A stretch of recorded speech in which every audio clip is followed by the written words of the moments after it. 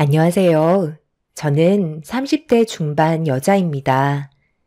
사람의 본성은 태어날 때부터 타고난 건지 이번에 경험하게 된 일들이 저에게 상당한 충격을 안겨 주었습니다. 남편과 결혼 생활한 지 5년 정도 되었는데요. 몇 달 전에 아주버님이 40대의 늦은 결혼식을 올렸어요. 워낙 일이 바빠서 정신없이 살아오시다가 좋은 여자를 만나 결혼에 골인하셨죠. 그렇게 저에게는 형님이 생기게 되었지만 여기에서 예상치 못한 문제가 터지고 말았습니다. 겉으론 온갖 착한 척은 다 하더니 저와 단둘이 있을 때마다 형님의 본성이 나오고 있었어요. 저는 그런 모습을 더 이상 보고 싶지 않아 어쩔 수 없는 결정을 할 수밖에 없었습니다. 동서는 결혼 생활 마음에 들어? 나는 솔직히 시댁 왕래하는 거 별로 안 좋아하거든. 괜히 가식적인 모습이나 보여줘야 하고 은근히 신경 쓰이는 것들이 많아서 긴장도 되는데 스트레스까지 받는다니까. 사람이 살면서 제일 안 좋은 게 뭔지 알아? 스트레스가 만병의 근원이라고 그랬어. 먹는 것 때문에 몸에서 문제가 생기는 것보다 스트레스로 인해 암에 걸릴 확률이 상당히 높다는 거야. 한 번만 사는 인생인데 최대한 오래 살면서 인생을 즐겨야 하는데 요즘 들어 그이랑 결혼하고 나서 시댁에 자주 모임이 생기다 보니 신경이 너무 많이 쓰이네. 동서는 이런 결혼 생활 어떻게 버티면서 살아왔어? 정말 대단한 것 같아. 아, 그래요? 저는 크게 스트레스 받은 적이 없어서 잘 모르겠어요. 시부모님께서 저를 딸처럼 항상 잘 챙겨주시거든요. 어떻게 받아들이냐에 따라 상황이 달라지는 거 아닐까요? 저는 결혼 생활 5년 차인데도 시댁에 올 때면 항상 즐거운 일만 생기는걸요? 그렇다고 시부모님이 형님한테 못하는 건 아니잖아요. 제가 봤을 때 항상 저보다도 더 형님을 신경 써주시고 여러 가지로 잘 챙겨주시는 걸로 알고 있는데 형님은 아닌 것 같아요. 시부모님 마음도 따뜻하고 정말 좋으신 분들이세요. 유쾌하신 부분도 있고 편견 없이 대해주셔서 편할 때도 많아요. 아니, 동서는 사람이 왜 이렇게 재미가 없어? 내가 험담을 하는 게 아니라 이런 생활들이 힘들다는 거야. 여기에서 내 속마음 터놓을 사람이 동서 말고 누가 있어? 나는 결혼한 지 얼마 안 됐잖아. 그래서 여러 가지로 도움받을 수 있는 게 있을까 해서 따로 얘기 좀 하자고 했던 거지. 동서는 보기와 다르게 좀 꽉 막힌 성격을 가지고 있는 것 같네? 동서는 시댁 집안 식구들한테 꽉 잡혀 사는 것 같아. 어머님이 말 한마디 하면 깍듯하게 시키는 건 뭐든 다 하는 것 같은데 그런 것들이 계속해서 반복이 되면 나중엔 모든 걸 당연시하게 생각한다니까. 동서가 그런 생활을 계속해서 이어나가는 게 좋지 않다는 거야. 하고 싶은 말들은 확실하게 해야 함부로 대하지 않는 거라고.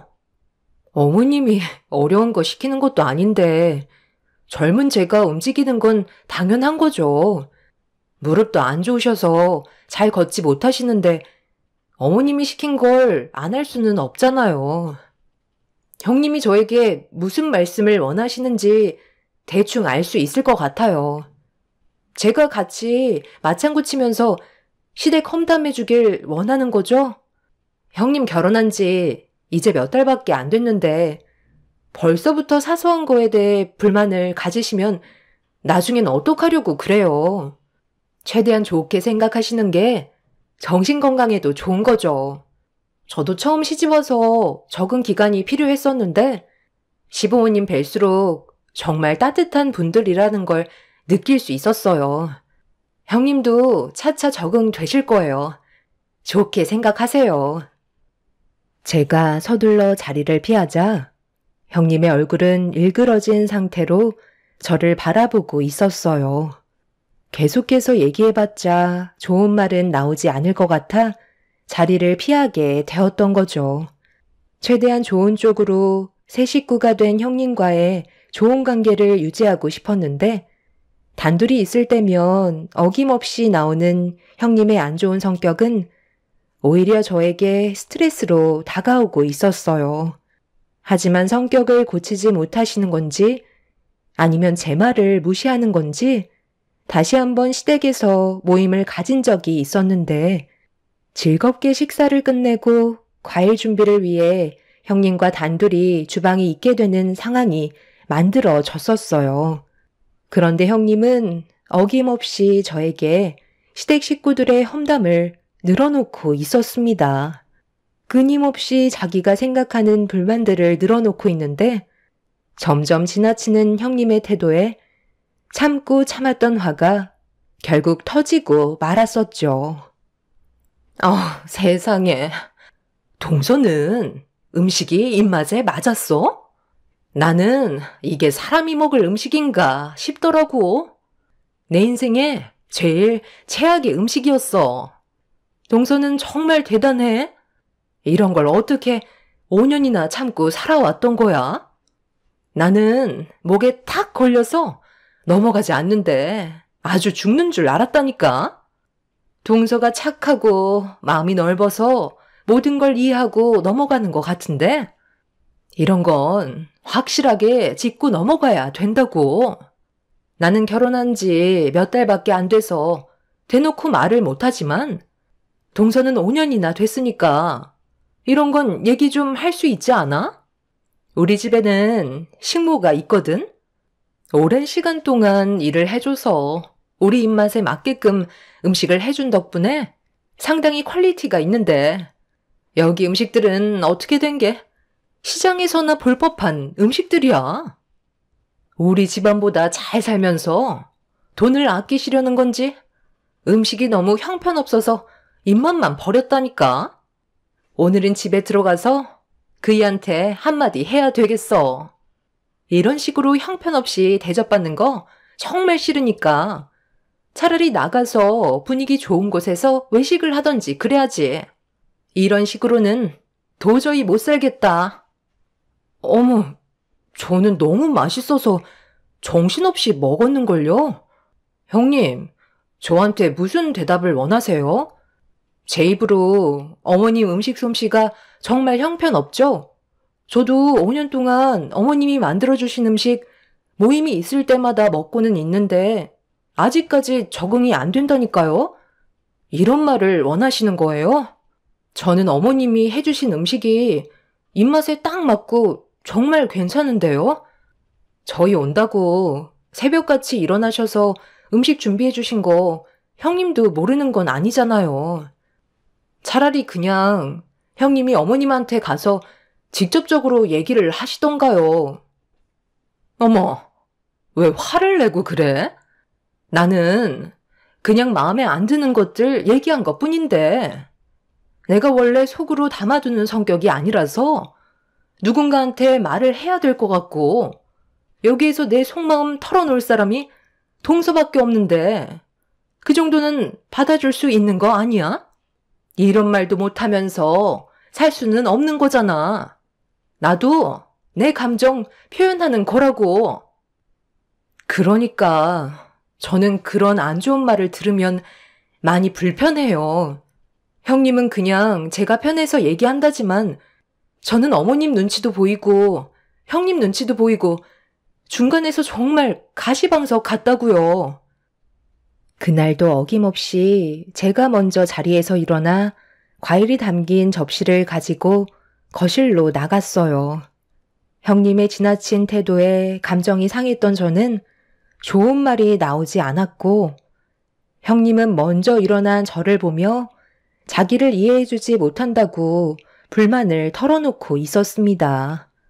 형님과 더 이상 대화를 섞고 싶지 않아 저는 자리로 돌아와 거실 테이블에 과일 접시를 내려놓고 앉았는데 시모가 제 표정을 보셨는지 주방에서 무슨 일이 있었냐고 물어보셨지만 차마 형님과 나눴던 대화에 대해 시모한테 설명해 드릴 필요는 없다고 판단해 별일 없었다며 대충 둘러댔어요. 형님은 저에게 온갖 불평불만을 다 털어놓곤 아무렇지도 않다는 듯 거실로 돌아와 웃으면서 시부모님과 즐겁게 대화를 나누고 있었어요. 그 모습을 지켜보고 있던 저는 가까이 하면 좋은 영향을 받지 않을 것 같은 느낌이 들게 되었고, 그때부터 시댁에 모임이 있을 때면 형님과 단둘이 있게 되는 자리는 최대한 만들지 않고 피하는 게 제일 좋은 방법인 것 같았어요. 제가 그런 모습을 지속적으로 보이자 형님도 어느 정도 눈치를 챘는지 저를 또다시 불러 자기한테 무슨 불만이 있냐며 물어보시길래 진지하게 대화를 이어나갔습니다. 형님은 제 말에 기분이 나빴는지 저에 대한 불만도 늘어놓기 시작하면서 안 좋은 말들이 계속해서 오고 가고 말았습니다. 동서, 요즘 왜 그래? 나한테 불만이라도 있어? 저번에 내가 어머님 험담한 것 때문에 그래? 그 정도는 누구나 할 수 있는 거야. 그것 가지고 이렇게까지 문제 삼으면 서로에 대한 안 좋은 감정만 생기게 될 뿐이라고. 그냥 한 귀로 듣고 흘려버리면 되는 거 아니야? 동서가 그 정도는 해줄 수 있잖아. 제가 불편하다고 하는 건 형님도 좀 자제해 주시면 좋잖아요. 그렇게 되면 저는 또 다른 스트레스가 생기게 되는 거예요. 서로 좋은 말만 해도 시간이 아까운데 굳이 안 좋은 말들을 늘어놓을 필요가 있겠어요? 형님이 자꾸 그런 말 하시면 저조차도 시댁에 오는 게 힘들어져서 그래요. 그래서 차라리 같이 함께 모이는 자리를 피하는 게 좋을 것 같다고 생각해서 형님과의 거리를 둔 것뿐이에요. 제가 직접적으로 이런 문제가 있다고 얘기하는 것보단 피하는 게 상처를 덜 받으실 것 같아 판단한 거니 이해해 주세요. 나 참, 내가 이런 말 안 하려 했는데 동서, 나보다 잘났어? 별로 대단한 것도 없으면서 지금 나를 가르치려 드는 거야? 내가 동서보다 훨씬 많은 것들을 경험했고 지식 또한 상당히 많이 차이 난다고. 대기업도 아니고 일반 중소기업 사무직에서 일하는 동서가 어떻게 이런 집안의 남자를 붙잡았는지 모르겠지만 지금 상당히 안 어울리는 행동인 거 알아? 내가 이 집에 큰 며느리로 들어왔으면 깍듯하게 행동해야지. 아주 나랑 맘먹으려 드네. 한 번만 더 내가 하는 말에 불만을 가지면 앞으로의 결혼 생활 상당히 피곤해질 줄 알아. 보잘것도 없는 집안이 어디서 의사 집안을 가르치려 들어? 의사면 뭐해요? 형님이 하는 행동을 봤을 때 아직 한참 더 배워야 할 것 같아 한마디 했던 것뿐인데 그게 그렇게 기분이 나쁘셨어요? 그럼 형님이 저에게 본이 되는 모습을 보여주셔야 제가 형님 대접을 해드리죠. 아직까지는 그런 마음이 생기지가 않네요. 그리고 남의 집안 함부로 판단하지 마세요. 이 집에 어울리지도 않는데도 내가 대우 좀 해주니까 만만해 보이나 본데 적당히 나불거리는 게 좋을 거야. 내 성격 건들면 동서는 아주 험한 꼴 보게 될 줄 알아. 너희들 지금 뭐 하는 짓이야? 갑자기 왜 싸우고 그래? 요즘 들어 뭔가 느낌이 별로 좋지 않더니만 너희들 나 몰래 서로 계속 이런 감정을 가지고 있었니? 어머님, 동서가 글쎄 자기가 며느리로 먼저 들어왔다고 저를 형님 대우 안 해준다잖아요. 제가 그런 말을 들으면 얼마나 마음이 아픈 줄 아세요? 저는 동서랑 잘 지내고 싶은 마음에 계속 접근하려 했는데 동서는 그런 저를 무시하고 가르치려 들고 똑바로 행동하라면서 어머님 안 보실 때 온갖 막말을 늘어놓았다고요. 결혼 생활이 이렇게 힘든 줄 몰랐어요. 어머님한테만 이쁨 받으면 되는 줄 알았는데 먼저 시집온 동서한테까지 잘 보여야 하나 봐요. 형님의 이중적인 성격에 당황한 저는 아무 말도 하지 못하고 있었습니다. 저에게는 시모의 온갖 험담을 다 하더니 앞에서는 오히려 가식적인 모습을 보여주고 있는 형님의 행동들이 너무 당황스러워 쳐다만 보고 있었는데 시모는 형님이 보는 앞에서 저에게 화를 내기보단 저를 따로 방으로 데리고 가셨어요. 네가 그런 성격이 아니라는 거 나는 잘 알고 있다. 우리가 함께 생활해 온 지 벌써 5년이 넘었는데 내가 그 정도도 모르겠니? 도대체 뭐가 문제야? 네가 이렇게까지 얼굴 붉히면서 화를 낸 적이 단 한 번도 없었잖아. 앞으로 서로 계속 얼굴 보면서 지내야 할 텐데 오해가 있으면 풀어야 하지 않겠소? 모든 것들을 어머님께 말을 할 수가 없어요. 좋은 대화도 아니었는데 어머님까지 상처받는 건 원하지 않거든요. 형님은 겉과 속이 전혀 다른 사람이에요. 이중적인 모습을 보고 너무 많이 놀랐었어요. 방금 형님이 어머님한테 저에 대해 얘기한 것들 전부 다 거짓이에요. 겉으론 아닌 척하지만 속으론 다른 생각을 가지고 있는 사람이라고요. 아무래도 아주버님이 결혼을 잘못한 것 같아요. 의사 집안이라고 해서 모든 사람들이 학식에 맞는 좋은 성격을 가지고 있는 건 아닌가 봐요. 제가 봤을 때 형님은 지금 진짜 성격을 최대한 많이 숨기고 있는 것 같아 보여요. 결혼한 지 얼마 되지 않았기 때문에 아무래도 그렇겠죠. 정말 큰 며느리가 방금 나한테 했던 말들이 전부 거짓이었다는 거야? 아니 세상에. 일단 좀 더 지켜보도록 하마. 정말 우리 집안에 문제를 일으킬 정도로 안 좋은 성격을 가지고 있다면 내 큰아들한테도 이 사실을 알려야 하지 않겠니? 만약 단둘이 있게 되는 시간이 주어진다면 최대한 많은 것들을 녹음해 두고 기회를 엿보는 게 좋을 것 같으니 무슨 일이 있을 때마다 나한테 전부 다 알려줘라.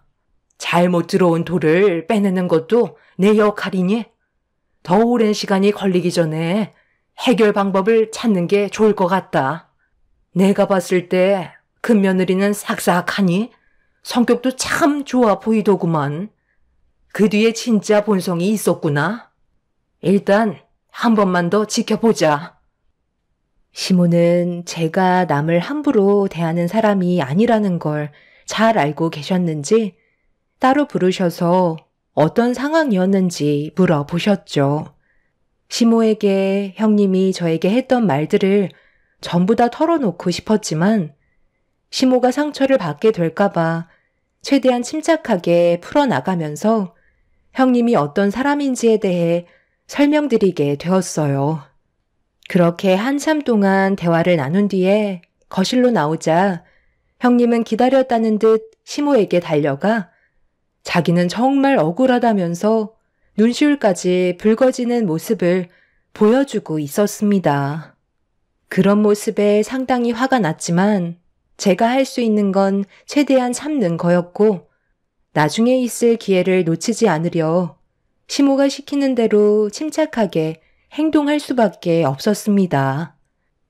그날 이후 형님과 저는 한동안 함께 붙어있는 시간을 만들지 않았고 서로 거리를 두면서 기본적인 관계만 유지하고 있었는데 어느 날 시모와 함께 병원에서 봉사활동을 하던 도중에 예상치 못한 상황이 발생이 되고 말았습니다.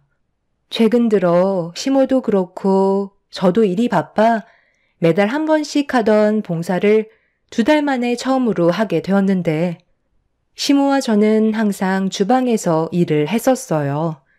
그리고 배식까지 담당했었죠.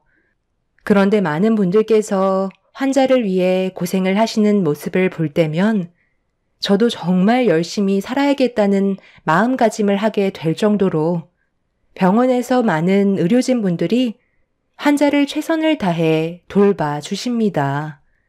그런데 제 앞에 형님이 떡하니 식판을 내밀면서 저와 눈이 마주쳤고 봉사활동을 하고 있는 모습을 보면서 썩은 미소로 저를 위아래로 훑어보더라고요. 형님은 저에게 할 말이 있다고 배식 끝날 때까지 기다리겠다면서 자리에 앉더니 저를 바라보며 의미심장한 미소를 띠고 있었어요. 별로 마주하고 싶지 않았지만 형님이 왜 이 병원에 있는지 저도 궁금했던 터라 배식이 끝난 뒤에 자리에 앉아 기다리고 있는 형님을 마주 보면서 저도 자리에 앉았습니다. 어머, 동서, 여긴 어쩐 일이야? 원래 직업이 이게 아닌 걸로 알고 있는데 설마 아르바이트라도 하는 거야? 하기엔 먹고 살려면 한창 젊을 때 하나라도 더 해야지. 뭔가 오해를 하시는 것 같은데요. 저는 오늘 여기 봉사활동하러 나온 거예요. 원래 매달 한 번씩 오는데 최근에 일이 바빠서 2달 만에 오는 거거든요. 형님은 원래 근무하는 곳이 이 병원이 아닌 걸로 알고 있는데 여긴 무슨 볼일 때문에 오신 거예요? 설마 이쪽으로 근무지를 옮기신 건 아니죠? 왜? 나는 이 병원에서 일을 하면 안 되는 거야? 나 오늘 면접 봤어. 다음 주부터 출근할 것 같아. 여기가 다른 병원보다 규모도 큰 편인데 거기에다가 월급까지 꽤 높은 편이라 암 전문의로서 제대로 대우를 받을 수 있을 것 같았거든. 그런데 동서는 삶이 참 한가로운 것 같아. 봉사활동할 정도로 여유가 있나 봐. 이럴 시간에 돈이라도 한 푼 더 벌어야 하지 않겠어? 요즘 누가 봉사활동해? 정말 쓸데없는 짓만 골라서 하는 동서 인생도 참 안타깝다. 동서는 봉사활동한다고 나온 거지? 그런데 그건 정말 잘못된 생각이야. 주방에서 일을 하고 있는 사람들은 월급 받으면서 일을 하고 있잖아. 그 사람들이 쉬면 되겠어?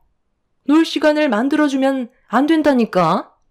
돈 주고 고용하는 사람 입장에선 놀고 있는 모습 보면 얼마나 화가 나겠냐고. 그러니 쓸데없이 남들 좋은 일 시키지 말고 차라리 우리 부모님 집에서 일을 하는 게 어때? 최근에 우리 식모가 건강 상태가 안 좋아졌거든. 그래서 그만두겠다고 하는데 너무 화가 나더라고. 지금까지 편하게 먹고 살게 해줬는데 벌만큼 벌었다고 그만두려고 하길래 내가 한 소리 했거든. 그러니까 나한테 뭐라고 하는지 알아? 자기 좀 살려달래. 아들 결혼하는 건 보고 세상 떠나야 하지 않겠냐면서 갑자기 내 다리를 붙잡더라고. 그래서 무슨 이유 때문인지 물어보니까 뭐라고 하셨는지 알아? 정말 웃긴 게 췌장암 말기라더라. 내가 암 전문의 의사니까 고쳐줄 수 있는 거 아니냐고. 눈물 흘리면서 애원을 하는데 얼마나 꼴사납던지 그 자리에서 그냥 내쳐버렸어. 지금까지 잘 먹고 잘 살게 해줬으면 됐지. 이제는 병까지 고쳐달랜다. 돈 있냐고 물어보니까 뭐라는 줄 알아? 빚 갚는데 다 써서 췌장암만 고치면 평생 우리 집에서 무상으로 몸 바쳐 일을 하겠다는 거야. 그런데 내가 뭐라고 그랬는 줄 알아? 당장 내 집에서 나가라고 했어. 세상 떠나든지 말든지 알아서 하라고 했지. 의사는 병원에서만 의사지. 집에서까지 의사이고 싶지는 않거든. 살려달라고 오열을 하는데 그 식모가 우리 집에 20년을 있었는데 음식 하나는 정말 잘했지만 병 걸렸으니 뭐 어쩌겠어. 갈 사람은 빨리 가야지. 괜히 명줄 붙잡고 있어봤자 어차피 췌장암은 가망이 없는 병이라 굳이 힘을 뺄 필요가 없어. 그래서 나는 웬만하면 췌장암으로 오는 환자는 그냥 포기하라고 그래. 인생 몇 년 더 살려고 발버둥 쳐봤자 돈이 더 많이 나가니까 그 돈 아껴서 가족들한테 보탬이 되는 게 좋을 것 같다고 하거든. 이참에 동서 우리 부모님 집에서 식모살이 어때? 월급 300 줄게. 이 정도면 정말 괜찮은 조건 아니야? 이 말 하려고 부른 거야. 의사라는 사람이 병을 앓고 있는 환자에게 절망을 안겨주는 말들과 행동을 거침없이 했다는 거에 너무 화가 났었어요. 저는 더 이상 형님의 말을 듣고 싶지 않았고 이런 사람과 한 식구가 된다는 거에 온몸에 소름이 돋았습니다. 저는 그 자리에서 저희 아빠한테 전화를 걸었어요. 그리고 형님이 보는 앞에서 아빠에게 채용 명단에 있는 형님의 이름인 강명희 명단을 빼라고 부탁을 하게 되었습니다. 저를 빤히 쳐다보며 당황한 얼굴을 하고 있던 형님이 뭐 하는 거냐고 말을 더듬으면서 병원장이 무슨 저희 아빠냐고 웃음을 참지 못하더라고요. 그 모습을 보고 있던 저는 어이가 없었습니다. 제가 정색을 하면서 형님을 바라보자 그제서야 사태의 심각성을 알았는지 굳어진 얼굴로 저를 바라보던 순간 시모가 주방에서 일을 마치셨는지 저와 형님이 앉아있는 모습을 발견하시곤 다가오셨어요.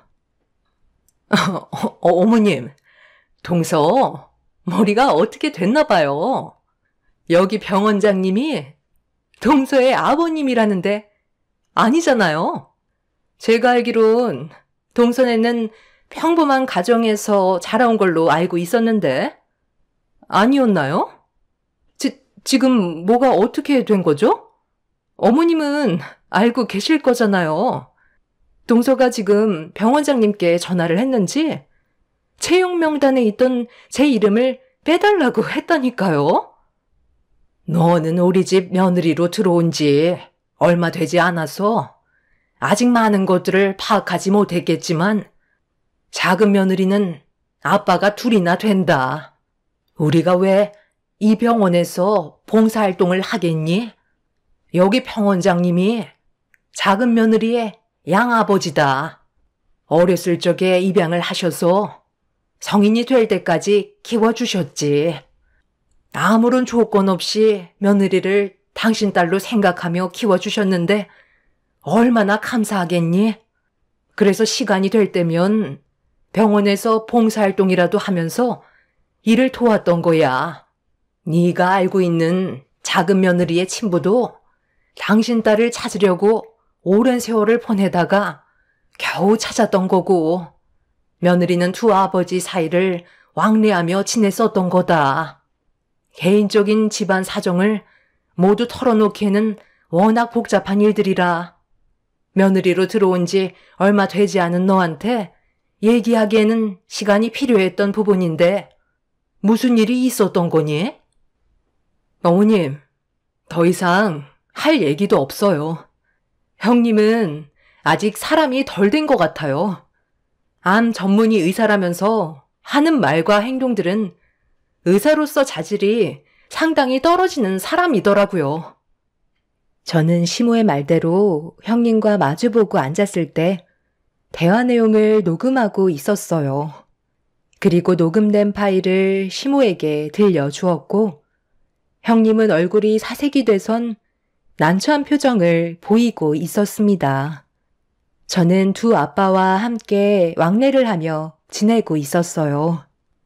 갓난아기일 때 고아원에 버려졌었는데 그때 저를 입양해 주신 분이 지금의 병원장으로 계신 분이죠. 20살 때까지 보살핌을 받으며 잘 살아오고 있었는데 어느 날 처음 본 한 남성분이 저희 집에 찾아왔고 양아빠와 한참 동안 대화를 주고받으셨을 때 저를 찾아오신 분이 친아빠인 걸 알 수 있었습니다. 오랜 시간 찾아 헤맸었는데 그때 당시 친엄마가 사고로 세상을 떠남과 동시에 친할머니께서 친아빠가 저를 혼자 키우는 고생을 보고 싶지 않아 몰래 고아원에 두고 왔었다는 걸 듣게 되었었죠. 그때부터 친아빠는 저를 찾기 위해 끊임없이 노력했었고 그 결과 제가 성인이 되었을 때 만날 수 있게 되었습니다. 그렇게 양아빠와 친아빠 사이를 왕래하면서 지내왔었고 지금까지 행복하게 잘 살고 있었어요. 양아빠는 워낙 일이 바쁘셔서 얼굴 한번 뵙는 것도 쉽지 않았었죠. 친아빠는 평범한 삶을 살고 계셨고 저를 찾기 위해 홀로 살아온 세월이 길어지시면서 재혼을 하지 못하신 상태로 지내셨기 때문에 친아빠와 함께 보내는 시간이 점점 더 많은 비중을 차지하게 되었고 형님은 친아빠의 얼굴을 먼저 봤었기 때문에 양아빠의 존재를 알고 있지 못했었죠. 결혼한 지 얼마 되지 않은 형님한테 저희 집안 사정을 전부 얘기하고 싶지 않았어요. 그리고 시댁 집안 식구들 또한 제 집안 사정을 함부로 얘기하지 않았죠. 제 입으로 모든 걸 얘기할 때까지 기다려 주셨습니다. 그래서 형님은 병원장으로 계신 저희 양아빠의 존재를 알 수 없었고 그런 상황 속에 저에게 거침없이 막말을 뱉으면서 후회되는 길을 걷고 있던 거였죠. 양아빠는 무슨 상황인지 저에게 침착하게 물어보시길래 형님의 실체가 담겨있는 녹음된 내용에 대해 전부 다 들려드렸고 의사의 자질을 갖추지 못한 형님의 행동을 아빠는 받아들일 수 없다며 형님을 채용 명단에서 제외를 시켰습니다. 그리고 이 문제로 시모 또한 상당히 심각하게 생각을 하고 계셨어요. 형님은 본심이 아니라고 했었지만 누가 봐도 형님은 인간 이하로밖에 안 보였었죠. 심각해진 분위기 속에서 시댁의 온 가족이 한자리에 모였었는데 제일 늦게 도착한 아주버님이 갑자기 형님의 뺨에 손을 올려 붙이면서 핸드폰을 꺼내 들었고 잠시 뒤 형님이 누군가와 통화하는 목소리가 거실에 울려 퍼지고 있었습니다. 그리고 온 가족이 경악을 하고 말았죠. 뭐? 어머님이나 아버님이 암에 걸리면? 무슨 말을 더 해주겠어. 그냥 가망 없습니다가 최고지. 쓸데없이 고치려고 들쑤셔봤자 좋아지기는커녕 오히려 힘만 빠진다니까. 내가 암 전문의 의사인데 내 말을 믿지 누구 말을 믿겠어? 어느 정도 신용은 하겠지만 살리겠다고 모든 걸 쏟아붓지는 않겠다는 거야. 너도 알지? 내가 시댁에 가는 걸 얼마나 싫어하냐? 가식 떠는 것도 얼마나 짜증이 나는데. 그이랑 결혼했으면 단둘이 살면 되는 거지. 왜 이렇게 바쁜 사람 불러서 쓸데없이 저녁을 먹는 건지 모르겠어. 음식이 맛이라도 좋으면 몰라. 내 인생에 최악의 음식이라니까. 오바이트 쏠리는데 이런 음식을 여태껏까지 먹고 살았다는 게 너무 끔찍해. 두 분 다 건강해 보여서 암은 절대 안 걸릴 것 같아. 만약에 안 걸리면 손을 쓰는 척 하면서 최대한 빨리 떠날 수 있도록 해주는 게 내가 편해지는 길일 것 같아. 사람 인생 별거 없어. 나이 먹고 세상 떠나던가 병 걸려 세상 떠나던가 둘 중 하나야. 나는 아버님이랑 어머님이 사고로 세상 떠나셨으면 좋겠는데?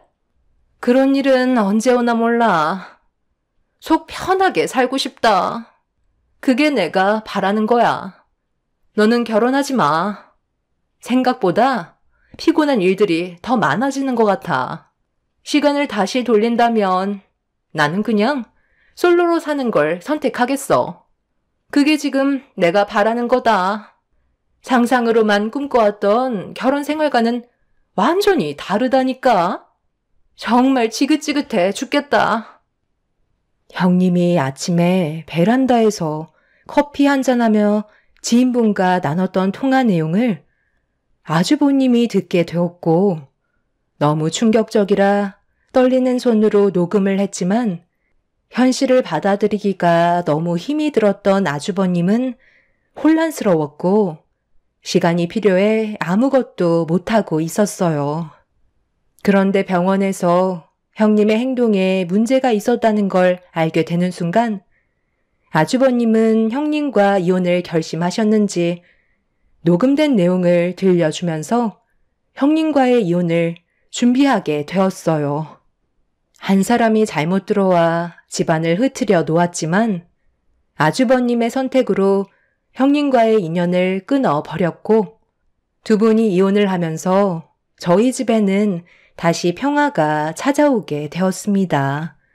형님은 이혼하는 동안에 진짜 성격이 나오게 되면서 막말을 퍼부었지만 저희 가족은 조금도 동요하지 않았어요. 쓰레기를 상대할 가치가 없기 때문이죠.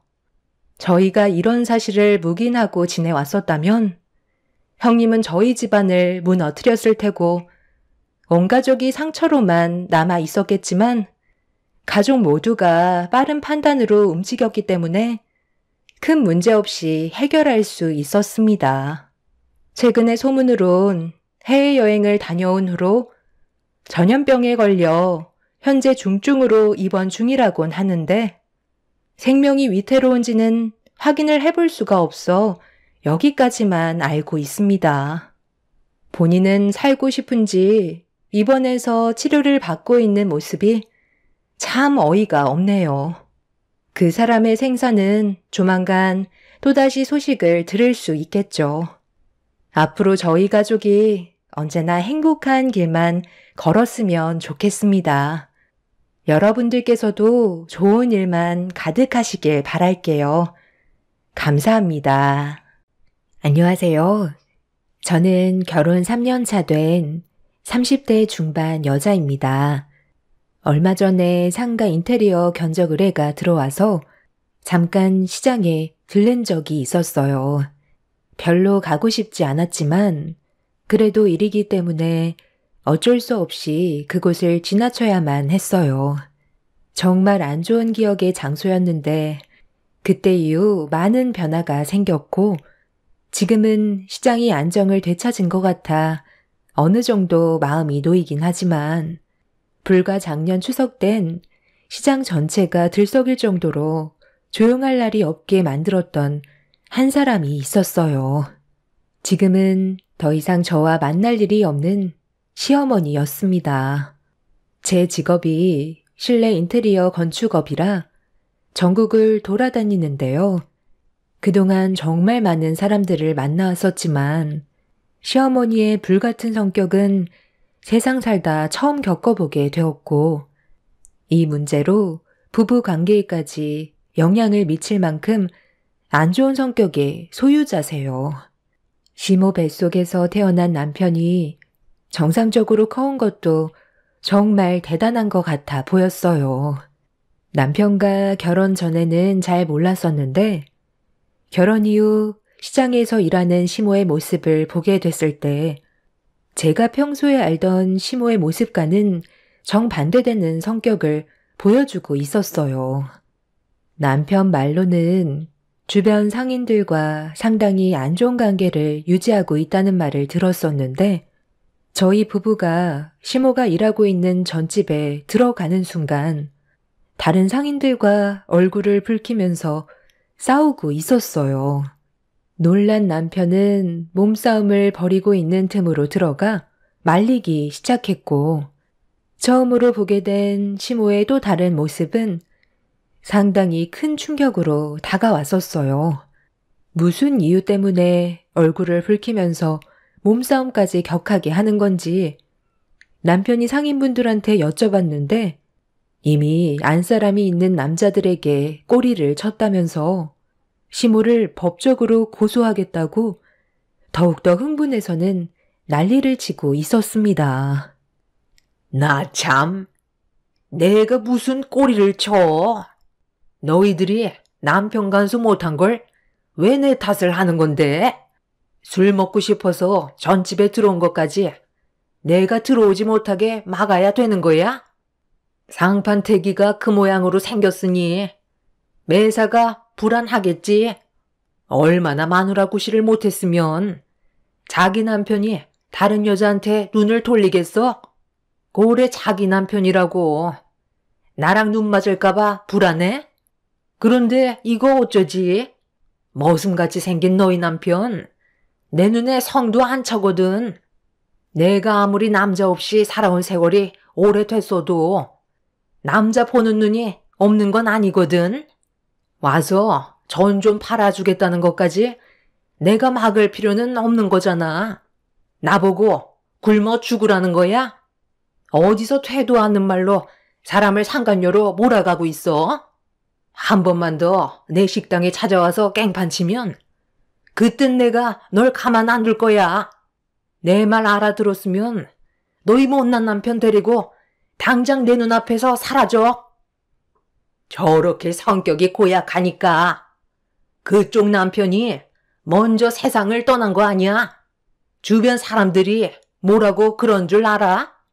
그쪽이 하도 다른 남자들한테 꼬리쳐서 당신 남편이 화병으로 세상을 떠났다는 소문이 이미 상인들 사이에 전부 퍼져 있는데 그쪽이 지금 내 눈에 들키지 않았다고 해서 그 버릇 어디 갈 것 같아? 시모의 식당에 쳐들어온 상인 아줌마들은 시모가 바람기가 심하다며 안 좋은 분위기로 몰아가고 있었습니다. 남편은 침착하게 시부가 교통사고로 세상을 떠난 거라고 대화를 풀어나갔지만 상인 아줌마들은 남편도 한통속인 것 같다면서 의심을 하고 있었습니다. 한참 동안 시모와 상인 아줌마들이 얼굴을 붉히면서 좀처럼 진정이 되지 않자 남편이 경찰 조사 받아보면 되지 않냐고 버럭 화를 냈어요. 그리고 남의 식당에서 난리친 아줌마들을 영업방해죄로 신고하겠다며 핸드폰을 꺼내 들자 본인들이 불리한 위치에 서는 건 싫었는지 시모에게 처신 똑바로 하라고 한마디 한 뒤에 다들 돌아갔어요. 상인 아줌마들이 한바탕 난리를 치고 떠난 자리에는 아수라장이 되어 있었고 시모는 흥분을 가라앉히지 못하면서 그 사람들을 가만두지 않겠다며 분노하고 있었습니다. 엄마가 처신을 똑바로 했으면 이런 일은 없었잖아요. 왜 다른 남자들한테 눈웃음을 파는 건데요? 틈을 보이니까 어떻게든 한번 해보려고 접근한다는 거 몰라요? 본인들이 좋아서 오는 것까지 내가 오지 못하게 막아야 되는 거니? 이게 내 탓이야? 마누라 구실을 얼마나 못했으면 그런 불안함을 가지고 있겠어. 그럼 엄마는 정말 떳떳하다는 거예요? 상인분들이 하나같이 엄마한테 문제가 있다고 얘기하는 건 그동안의 행실이 별로 좋지 않았다는 거잖아요. 무슨 행실? 나는 그냥 술 몇 잔 따라준 것밖엔 없다. 우리 식당에서 찾아와 준 게 너무 고마워서 좀 웃어주고 대화 몇 마디 해준 것뿐인데 이게 잘못이야? 그런 손님 왔는데 인상 쓰면서 아무 말도 하지 않고 차가운 분위기 조성해야 맞는 거냐고. 나도 지킬 건 지키면서 장사하는 중이니까 별것도 아닌 일 가지고 너까지 흥분할 필요 없다. 다시 한번 말하지만 엄마는 절대로 바람 같은 거 안 폈으니까 두 번 다시 그런 쓸데없는 말 하지 마. 그런데 너희들은 연락도 없이 웬일이냐? 시모는 흥분을 쉽게 가라앉히지 못하고 있었어요. 이런 일이 하루 이틀이 아니었는지 기분이 상당히 안 좋아 보였고, 저희 부부는 주변에 깨지고 어질러진 식기들을 정리해 드렸습니다. 남편은 근처 볼 일이 있다가 잠깐 들린 거라며 전집을 이제 그만하는 게 어떻겠냐고 정리하길 원했지만 시모는 남편의 말을 귀담아 듣지 않았어요. 이런 문제가 계속해서 이어지다 보면 더 큰 사고가 날 수도 있을 것 같아 불안한 마음이 들었는지 시모를 설득하려 했지만 오히려 시모의 기분을 더 안 좋게만 만들었어요. 남편은 며칠 뒤 곧 추석인데 집에서 쉴 건지 아니면 식당에 나올 건지 물어보면서 대화를 다시 이어나갔습니다. 집에서 놀면 뭐하니? 명절날 식당 문을 열어야 돈을 벌 수 있을 거 아니야. 다른 식당과 달리 전집은 명절날 제일 바쁜 거 알면서 쉬라는 말이 나오니? 다른 집처럼 가족들끼리 여행이라도 가면 얼마나 좋아요. 이번에는 진지하게 생각 좀 해보세요. 오늘 저녁이나 같이 하려 했는데 이런 기분으로는 힘들 것 같네요. 정리도 다 끝났는데 엄마도 이제 그만 들어가세요. 그리고 앞으로는 술 따라주거나 선 넘는 그런 행동은 삼가해 주시고요. 괜한 오해 사잖아요. 그럼 네가 한 달 용돈 500 맞춰줄 수 있어? 그럼 전집 정리하고 나도 내 인생 즐기면서 살란다. 그런데 네가 말하는 조건 맞춰주기 힘들 것 같으면 나한테 싫어 마라. 그딴 말 하지 말고 너나 똑바로 처신 잘해. 여자들은 주변에 조금만 조건 좋은 남자들이 꼬이면 금세 그쪽으로 정신 팔려가게 되어 있어. 어머님, 잠깐만요. 방금 뭐라고 하셨어요?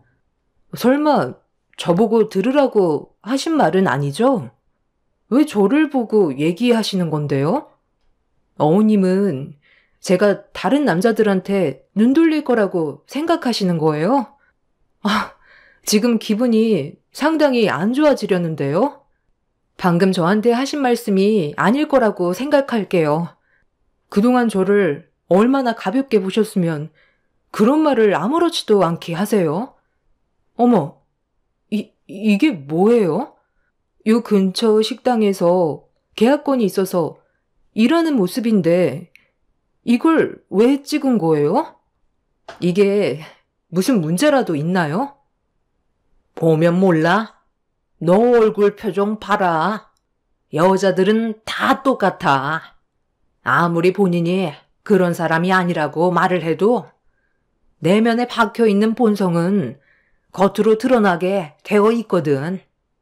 내가 잠깐 외출할 일이 있어서 나가던 길에 네가 일하는 모습을 보게 됐는데 상가 주인한테 눈웃음 치고 난리도 아니더구만. 직업 특성상 원래 그런 거니? 실내 인테리어라는 게 고객한테 상냥하게 눈웃음 치는 것도 포함이 되어 있는 거야? 그 사진 잘 봐라. 아주 좋아 죽더구만. 왜? 일 끝나고 너한테 술 한잔 하자고 하디? 어머님, 이게 지금 뭐 하는 거예요? 고객한테 친절하게 응대해드리는 모습인데 이걸 그런 식으로 함부로 해석해서 사진까지 찍으셨어요? 저 상가 주인이 실내 인테리어 공사 마감을 전부 끝냈는데 갑자기 변심해서 다시 수정해달라고 요청을 하는 바람에 난처한 상황이 생겨 대화를 주고받고 있던 거였어요. 누가 봐도 일적으로 나누는 대화 같은데 어머님이 저를 그런 식으로 판단했다는 게 정말 기분이 좋지 않네요. 당장 사과하세요. 틀린 말 한 것도 아닌데 무슨 사과? 아들, 네가 봐도 내가 사과해야 될 일인 것 같니? 내가 봤을 때 너는 조만간 바람기 때문에 내 아들과 이혼할지도 모르겠다. 저는 더 이상 시모와 대화조차 나누고 싶지 않아 식당에서 뛰쳐나왔어요. 남편은 시모에게 소리치면서 한마디 한 뒤 저를 급하게 따라왔고 시모의 생각 없는 말들이 저에게 너무 큰 상처를 줬는지 결국 차 안에서 서러움에 눈물을 쏟아내 버렸습니다.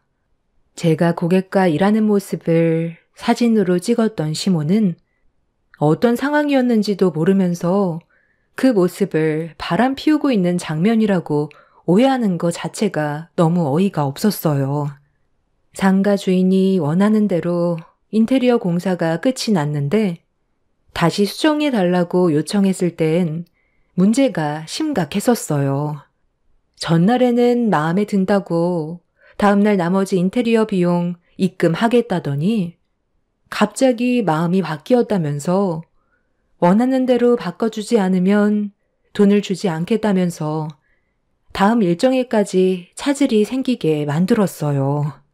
추가적인 수정사항에 대해서는 인테리어 비용이 더 들어가기 때문에 일단 현재 마무리가 된 공사건에 대해서는 돈을 입금해 줘야 한다고 사정을 했었는데 상가 주인은 아예 돈을 주지 않았었고 그런 난처한 상황을 해결하기 위해 진상 고객과 진단 빼고 있었는데 시모는 그 모습을 보고 제가 다른 남자한테 해프게 눈웃음 치고 바람 피우려는 것 같은 행동까지 보였다는 충격적인 말로 제 마음에 큰 상처를 안겨줬었습니다.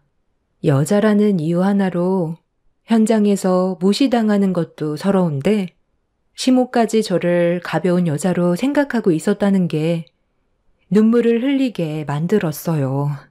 시모는 본인이 뭘 잘못했는지조차 인지하지 못하고 있었고 이런 기분으로 얼굴을 마주하고 싶지 않아 연락 자체를 안 했습니다.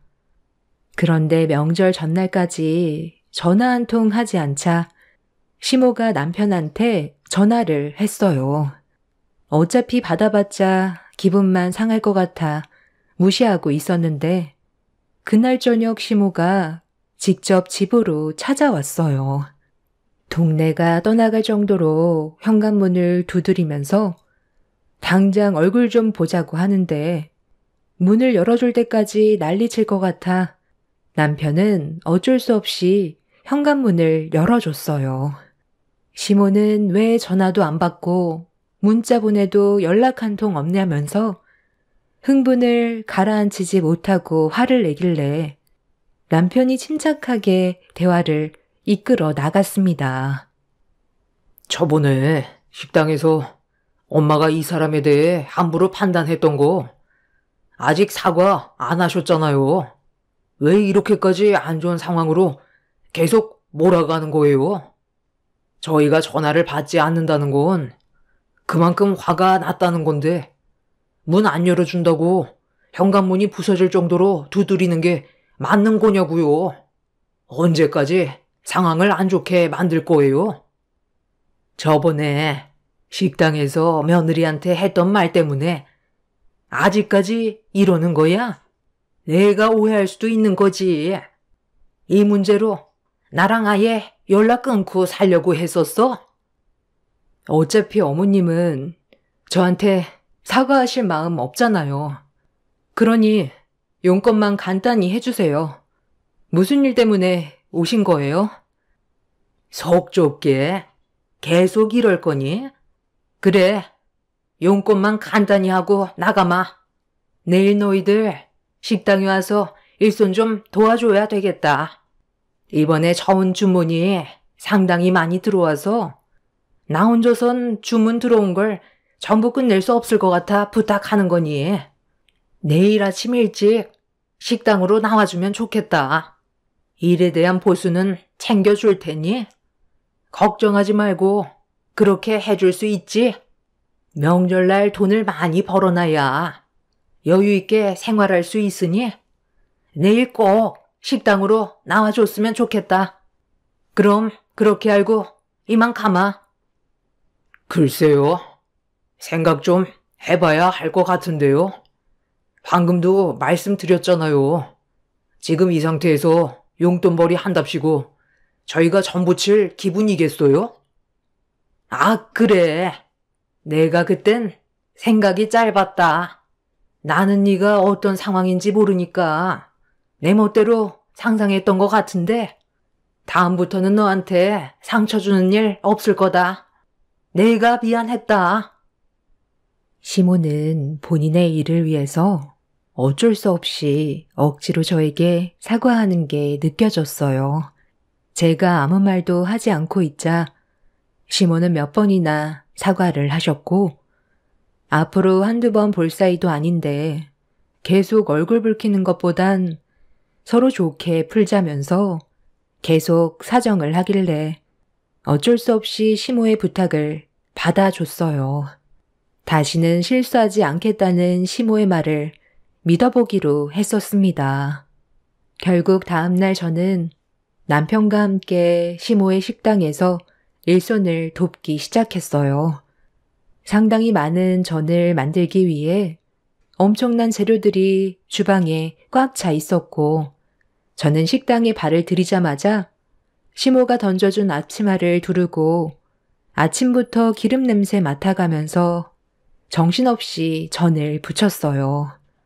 그렇게 주문한 전을 가져가시는 분들도 있으셨고 식당에서 식사를 하시는 분들도 계셨어요.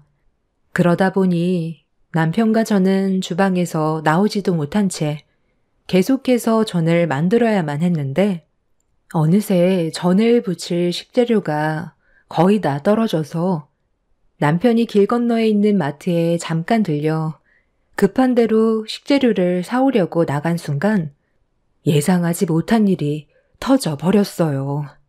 아침부터 정신없이 전만 부쳤지 식사는 하지 못해서 허기가 지기 시작했어요.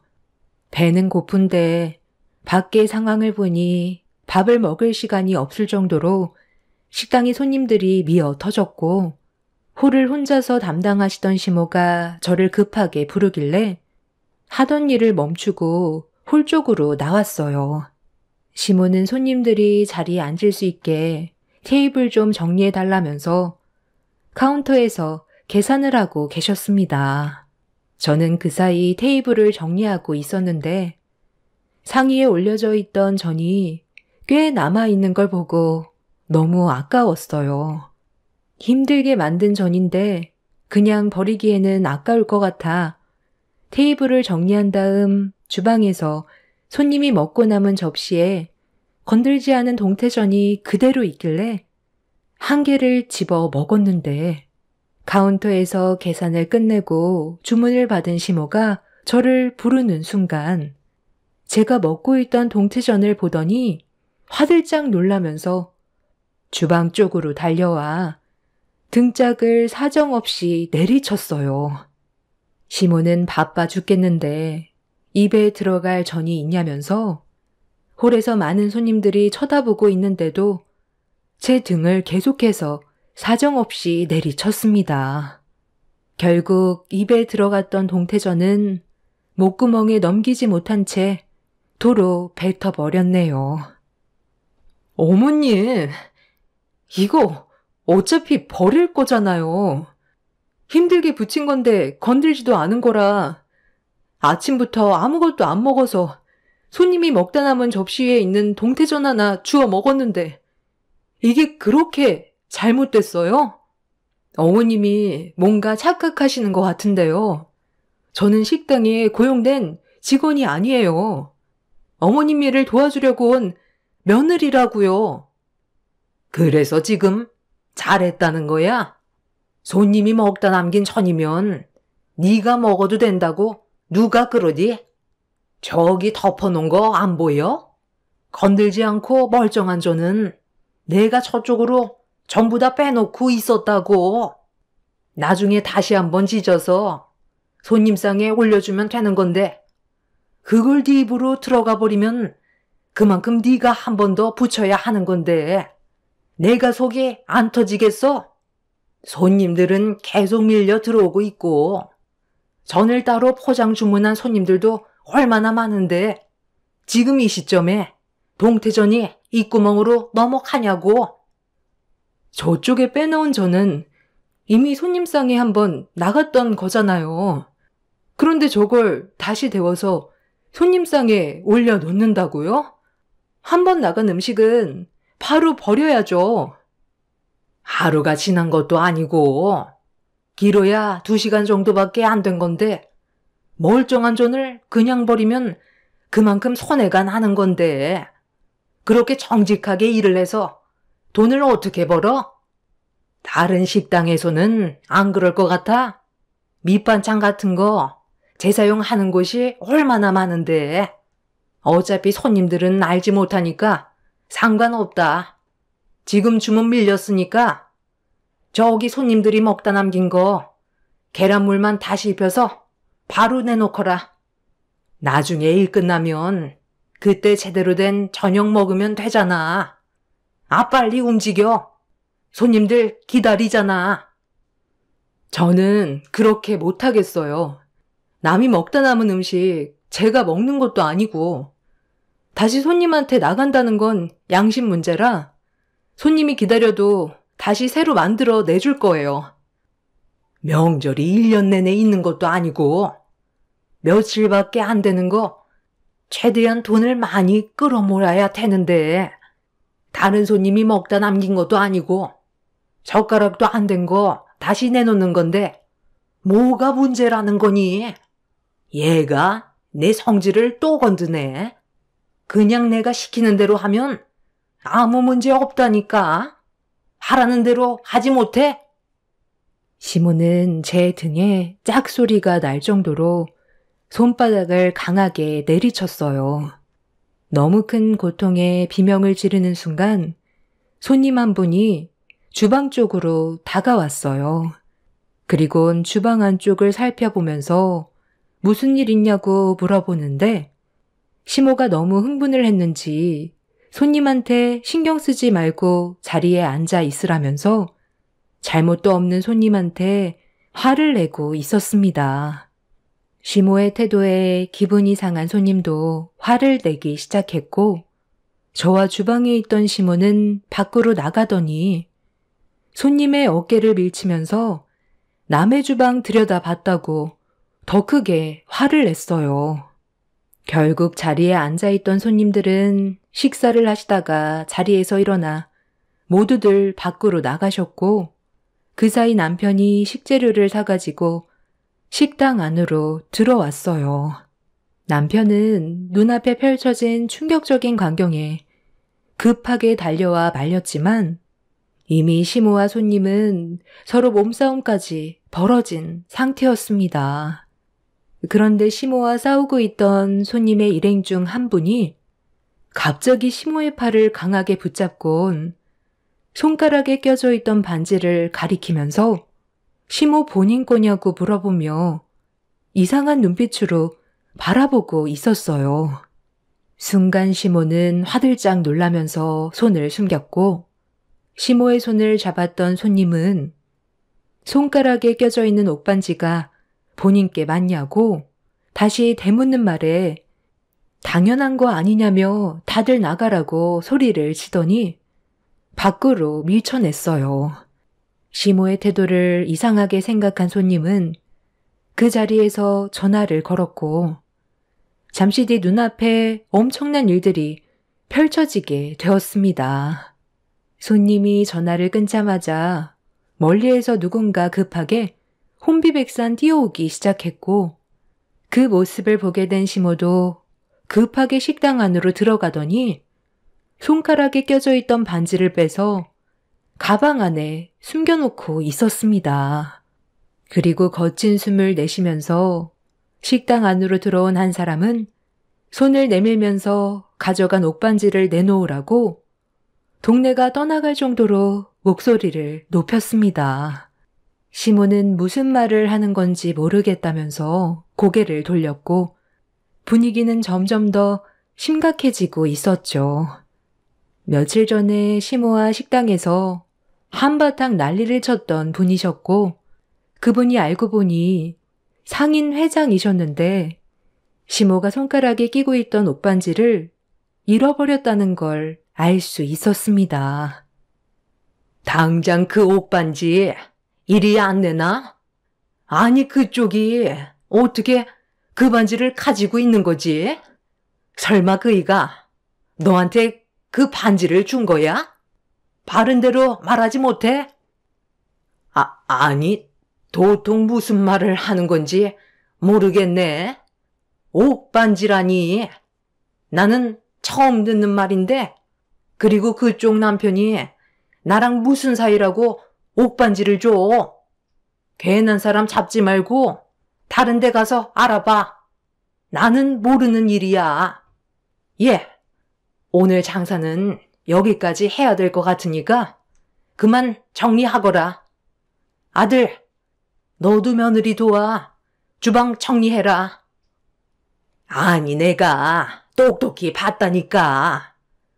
회장님이 잃어버렸다던 집안에 가보인 옷반지 왜 나한테 사진도 보여줬었잖아.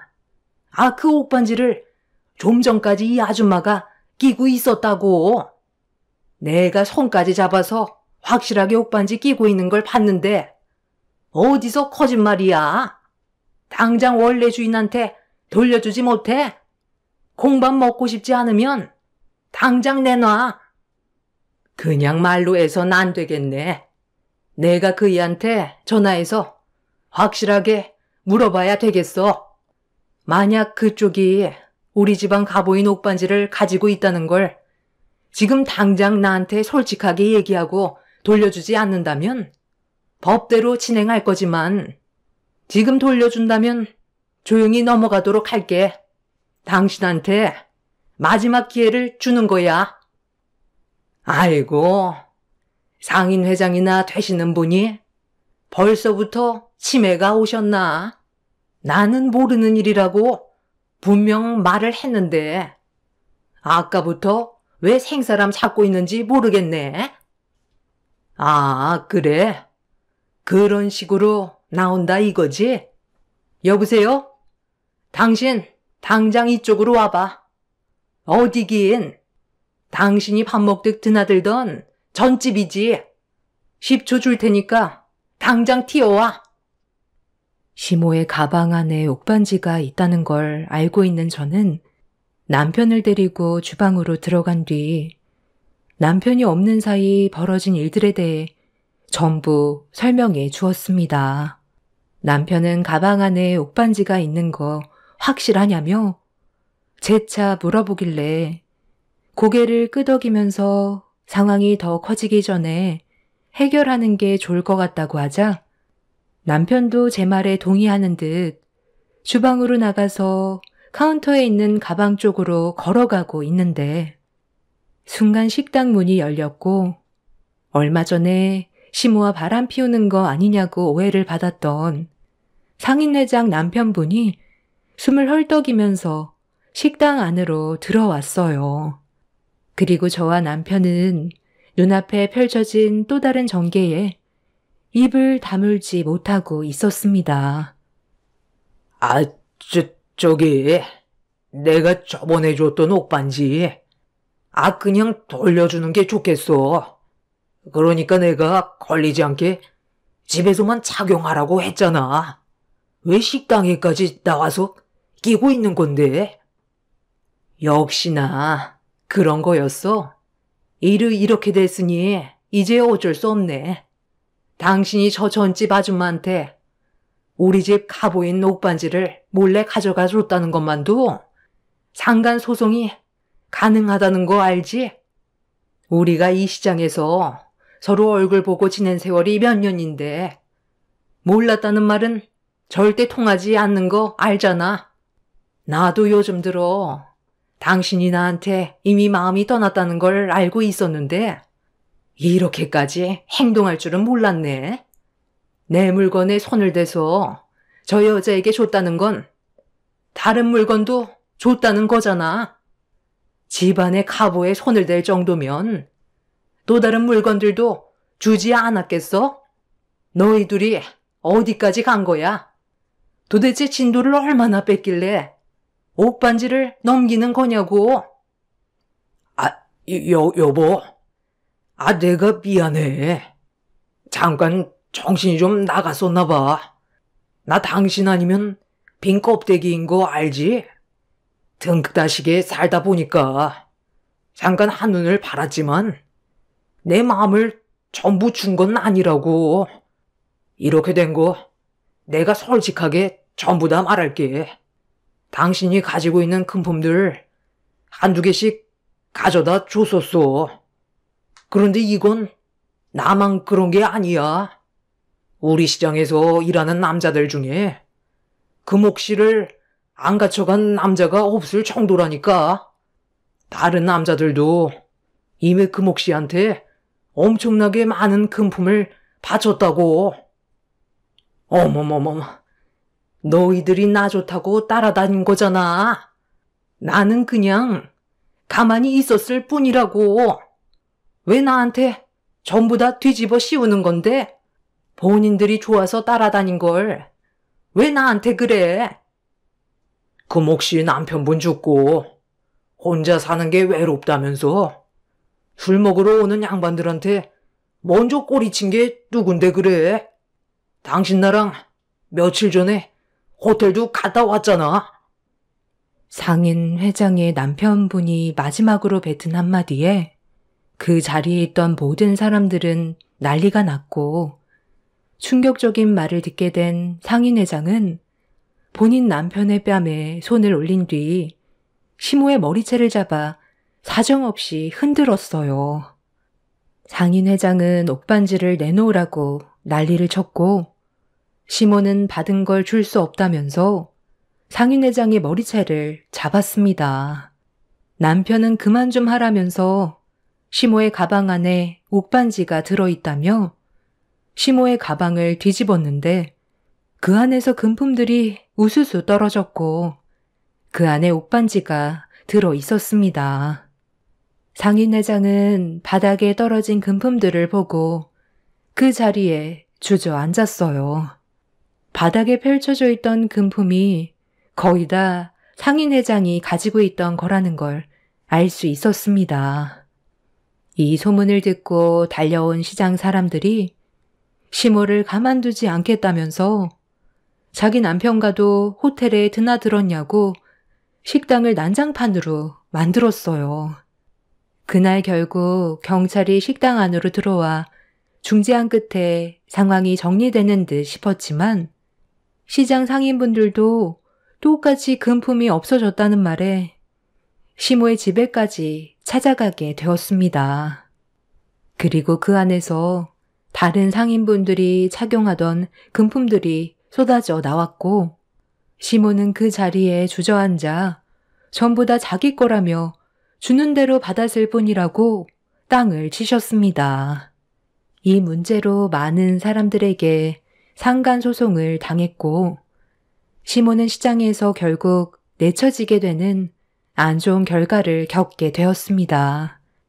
남편도 시모의 상상하지 못했던 충격적인 행동들 때문에 많은 실망을 했는지 지금까지 얼굴을 안 보고 지내고 있어요. 시모는 시장 상인분들과 법적인 문제를 해결하고 식당을 정리한 뒤 자숙하는 중이세요. 시모의 이중적인 성향 때문에 많은 사람들이 상처를 받았고 지금은 연을 끊어버렸지만 다른 곳에서 또 다른 사고를 칠까봐 걱정이긴 합니다. 그런데 최근에 상인분 말로는 돈 많은 남자 하나 붙잡아서 살고 있는 것 같다는데 저희 가족에게 피해가 가지 않았으면 좋겠어요. 올해 명절에는 왕래 없이 조용히 넘어가겠지만 점점 불안해지는 마음은 왜 드는 걸까요? 여자의 촉이라는 건 무섭다던데 너무 조용하니 그 또한 걱정이네요. 추석 명절이 다가오니 과거에 있었던 일들이 떠올라 사연을 신청하게 되었네요. 곧 다가올 추석 연휴에 가족분들과 즐거운 시간 보내시길 바랍니다. 감사합니다. 안녕하세요. 전 40대 여성이에요. 제 인생은 늘 불우했어요. 어렸을 때 부모님도 일찍 돌아가셨고 의지할 곳 하나 없었죠. 그런 저에게 한 줄기 빛이 돼준 건 제 남편입니다. 우연한 기회로 만난 남편은 저에게 울타리가 되어줬고 때로는 부모처럼 때로는 형제처럼 정말 의지가 되는 사람이었어요. 시댁에 반대가 있었지만 남편의 고집으로 결혼을 진행하였죠.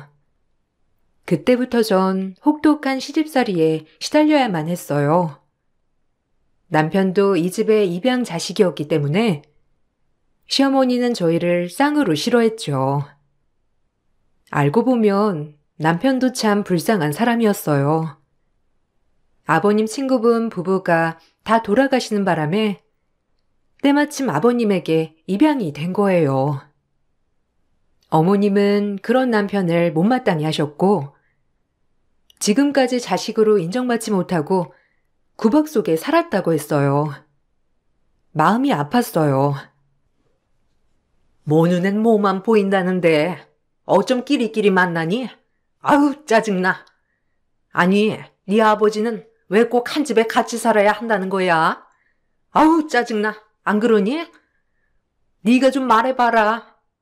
그네 너도 입이 있을 거 아니야? 내가 채보는 게 짜증나는 거 이상한 거 아니지? 뭐 어머님 기준엔 마음에 안 드실 수 있지만 그래도 동서 잘하잖아요. 어머님한테나 아버님한테나 그냥 그러려니 하세요.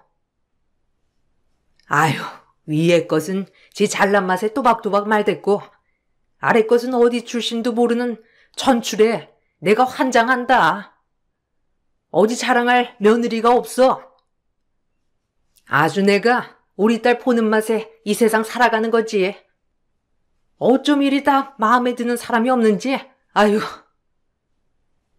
어머님이 저 마음에 안 들어 하시는 것도 알지만 그래도 저도 최선을 다하고 있으니 좋게 봐주세요. 더 노력할 테니까요. 그리고 천출이니 뭐니 그런 말은 상대방이 들었을 때 가슴 아픈 말이니 조금 주의해 주셨으면 좋겠습니다. 저도 노력할게요. 시어머니는 결혼부터 반대를 했지만 결혼을 하고 보니 남편조차도 이 집에 내놓은 자식이더라고요. 그러다 보니 남편과 쌍으로 저는 눈칫밥을 먹는 생활이었죠. 그나마 학력이 좋았던 형님은 결혼할 땐 올패스를 했지만 결혼을 하고 나서 너무 잘났다는 이유로 시어머니에게 구박을 받던 상황이었고요. 그런 형님은 저에게 방패막이가 되어주는 날이 많았어요. 저보다 먼저 결혼을 한 형님은 이 집 식구들의 속을 뭐든지 꿰뚫고 계셨기 때문에 언제나 저에게 조언도 해주시고 좋은 분이었어요. 그냥 그러려니 해. 돈만 많지 머리에 든 건 없어서 좀 무식해. 말도 막하고 마음에 하나하나 담아두면 살기 힘들다. 감사해요. 그나마 형님이 그렇게 옆에서 얘기해 주시는 게 얼마나 힘이 되는지 몰라요. 선우 씨는 매일 일 나가니까 집안일을 잘 모르기도 하고요. 그래도 항상 옆에 있어 주셔서 감사해요. 형님 진짜 형님 없었으면 눈앞이 깜깜해요. 어머님은 그냥 늙었으니 그러려니 하지. 시누이도 독종이야. 아직은 잘 모르겠지만 하는 짓 보면 또 같다니까. 난 거의 두 손 두 발 들었어. 그러니까 동서도 마음 단단히 먹어. 이 집에서 동서도 꿀릴 거 전혀 없으니까 내실을 키우란 말이야. 아, 네, 조언 감사해요.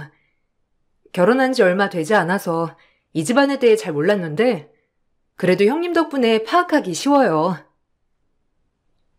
형님은 저보다 결혼한 지 5년이나 먼저 되셨어요. 처음엔 학벌도 좋고 영리한 형님을 어머님이 점 찍어서 결혼까지 시켰다고 했어요. 집안 환경이 좋지 않았던 형님이기에 그냥 똑똑한 거 믿고 결혼을 시켰다고 했죠. 그러다 보니 어머님이 겪어보고 나니 너무 똑똑한 형님을 어머님은 점점 못마땅해 하셨다고 해요. 일도 다 그만두게 하고 집에서 살림만 하게 하신 거죠. 그리고 시누이, 이 집안의 셋째 막내죠. 시누이였지만 저보단 나이가 많았어요. 어머님과 마찬가지로 저에게 독한 말을 내뱉기 일쑤였어요. 오히려 때리는 시엄마보다 말리는 시누이가 밉다고. 그 정도로 시누이는 개념이 없었어요. 항상 뭐든지 위에 있어야 되는 인간이었거든요. 야, 너 내가 아침에 된장국 끓이지 말라고 했잖아. 옷에 냄새 밴다고. 아우, 짜증나. 진짜 말을 몇 번이나 해도 못 알아쳐먹네, 이게 진짜. 아니, 하라는 것만 하면 욕먹을 일이 없을 거 아니야. 왜 네 멋대로 자꾸 된장을 끓이냐고? 아우, 진짜 짜증나. 아이고, 우리 공주님.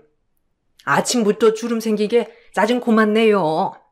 출근해야지. 내가 따끔하게 얘기할게. 그러니까 짜증 그만. 아, 얼마나 쥐잡듯이 잡아야 말을 알아쳐듣는 거야. 진짜 화나 죽겠네. 일단 알겠어. 너 이따 저녁에 봐. 아버님이 된장국이 드시고 싶다 하셔서 끓인 거예요. 무턱대고 이렇게 아침부터 화를 내면 저도 기분이 안 좋죠, 아가씨. 아빠가 죽으라면 죽는 신용도 할 거니? 이게 어디서 말대답이야?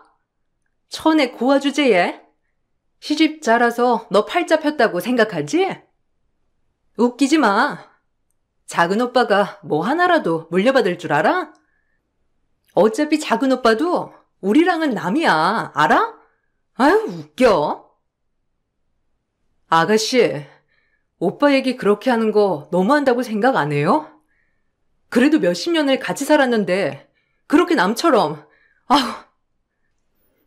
신우는 아나무인의 끝판왕이었어요.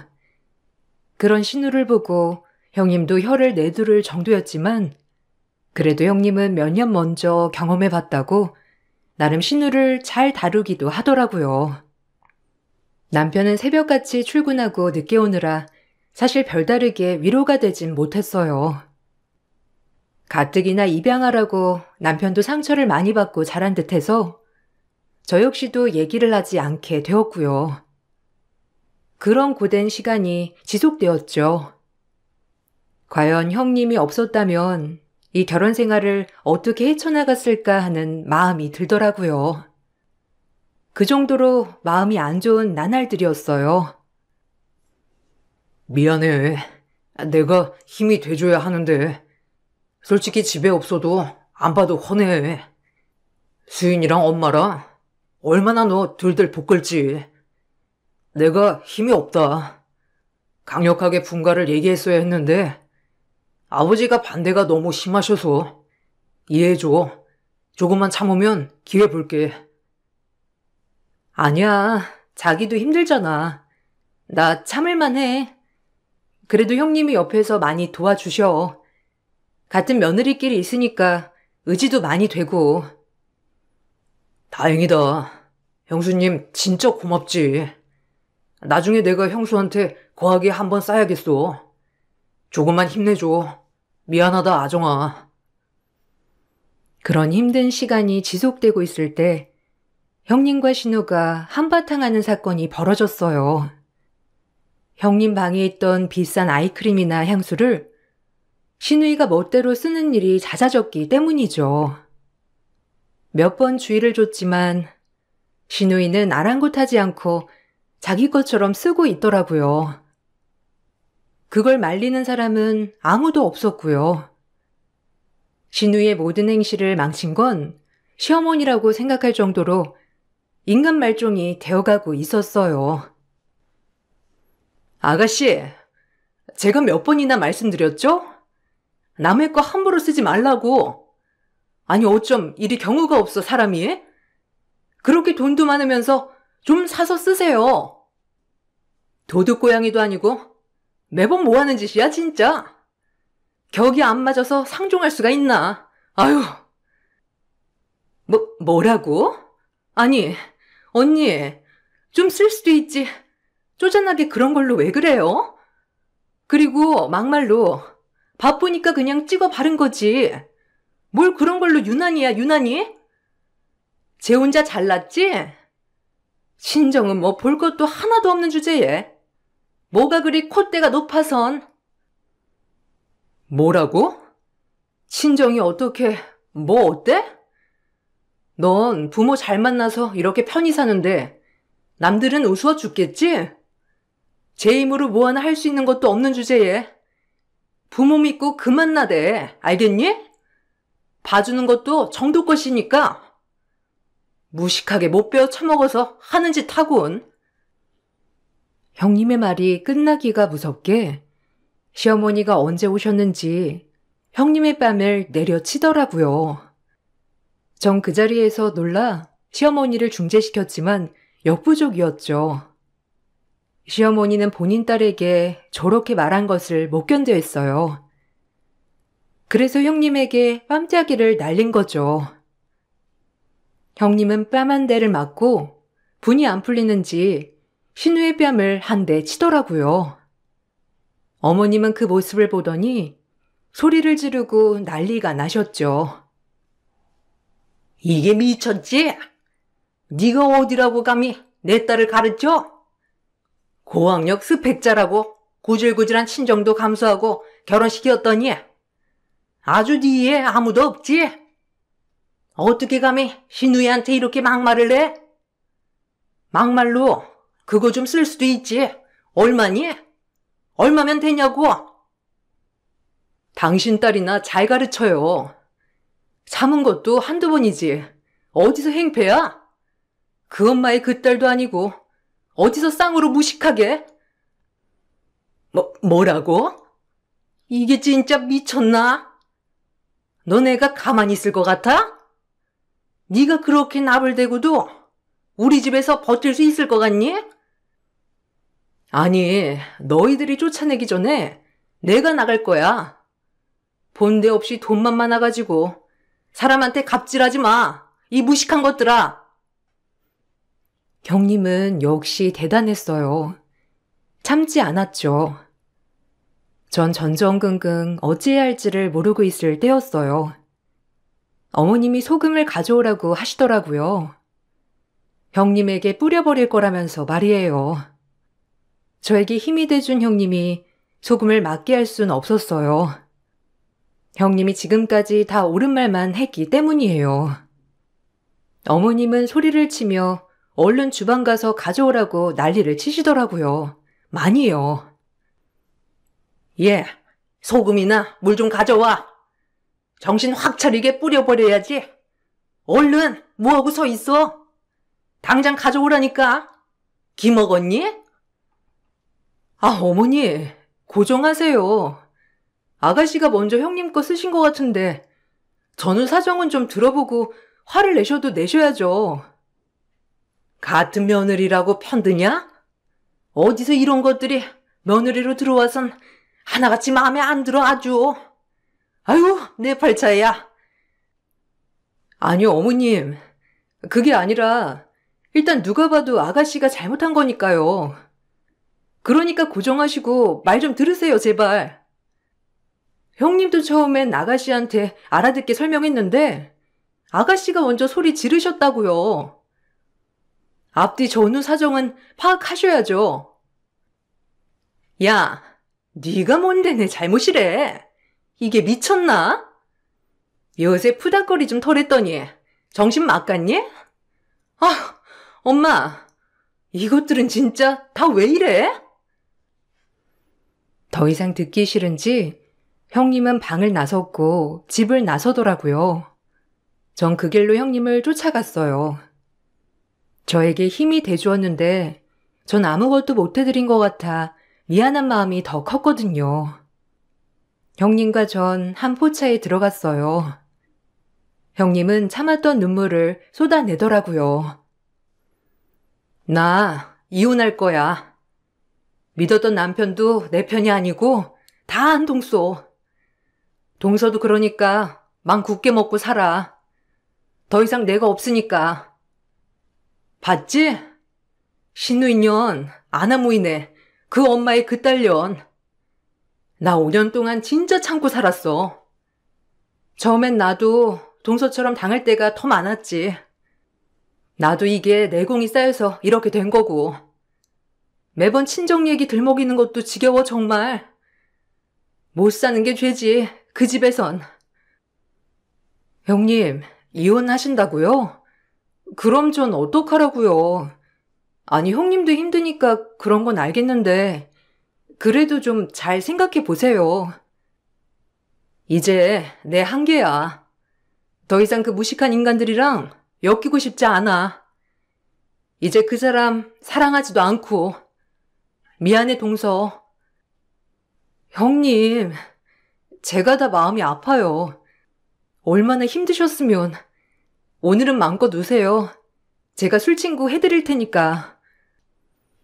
형님은 그날 엉엉 울면서 이혼을 하겠다고 했고, 살아온 세월 얘기를 듣는데 눈물이 많이 나더라고요.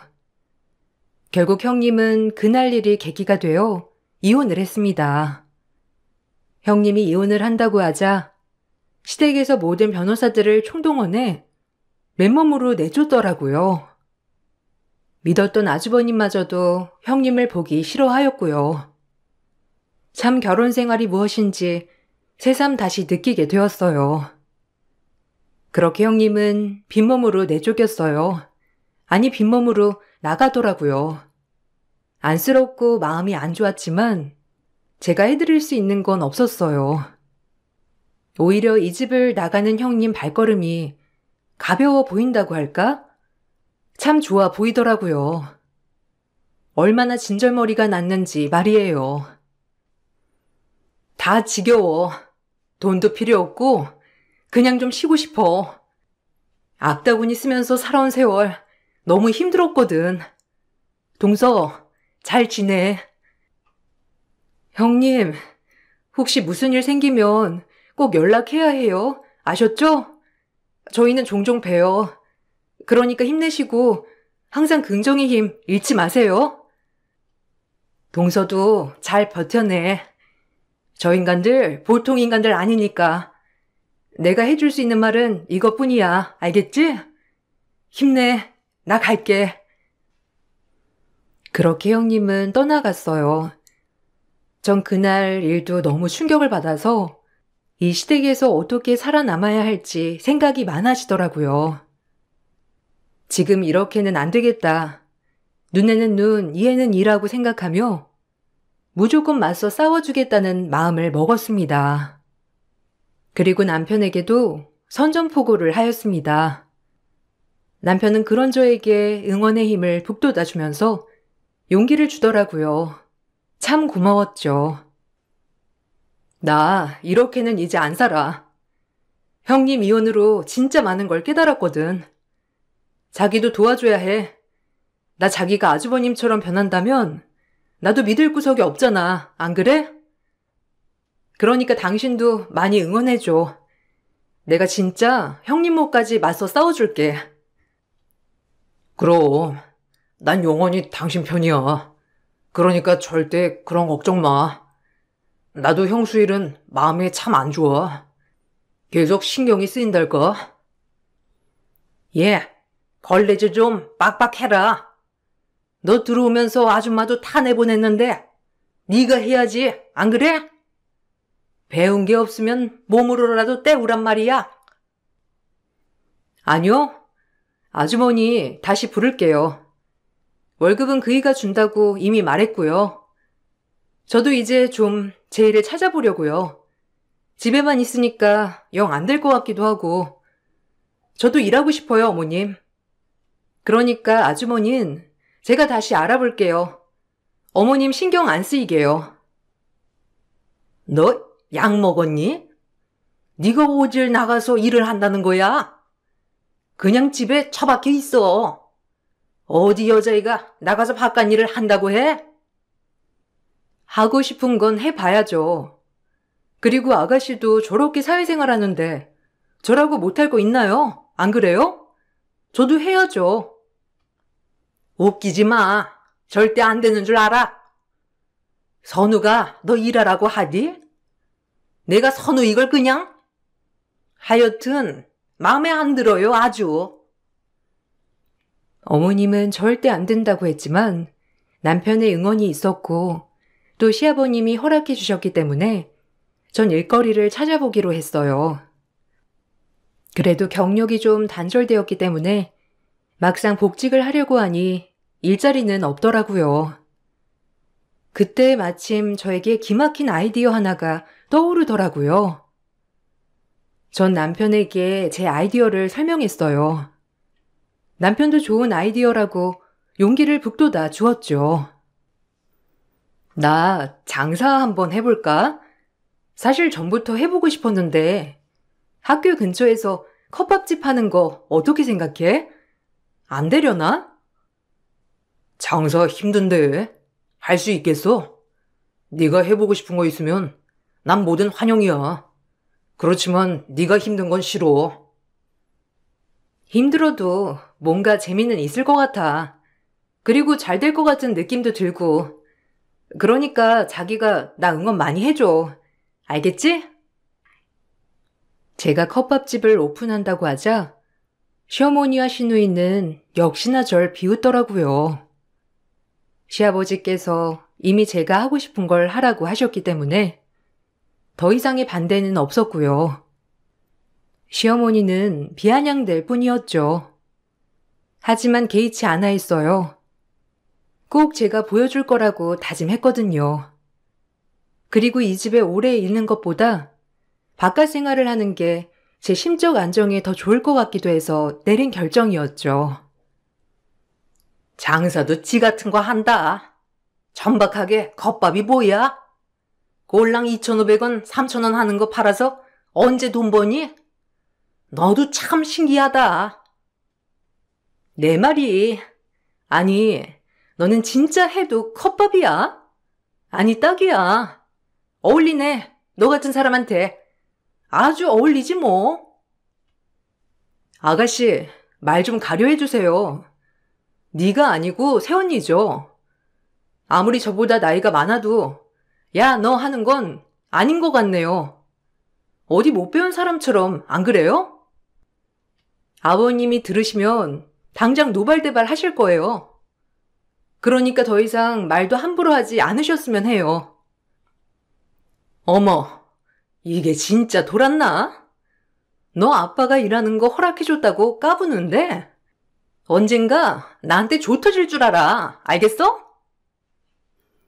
신우의 말을 가볍게 무시한 뒤 저는 그렇게 컵밥 장사를 하러 나갔어요. 중고등학교 근처 조그만 상가에서 시작을 하게 되었죠. 무언가 내 손으로 돈을 번다는 게 그렇게 기쁜 일인지 느꼈어요. 매번 시댁에서 핀잔만 먹다가 이렇게 내 힘으로 이뤄내니까 기분이 참 좋았어요. 장사는 잘 되었습니다. 눈꽃 뜰 새 없는 바쁜 하루가 지속이 되었고 오히려 이렇게 바쁘게 되니 시어머니와 시누이 마주할 일이 없어 좋더라고요. 그렇게 마음껏 바깥 일을 했습니다. 하지만 시어머니는 그 꼴을 보기 싫어했죠. 뭐 대단한 일 하는 것도 아니면서 그렇게 눈꽃 뜰 새 없이 집에 붙어있는 나날이 없냐? 며느리면 며느리 도리를 해야지. 네가 하고 싶은 거 다 하고 살면 시집은 왜 왔어? 그냥 돈 보고 결혼했겠지.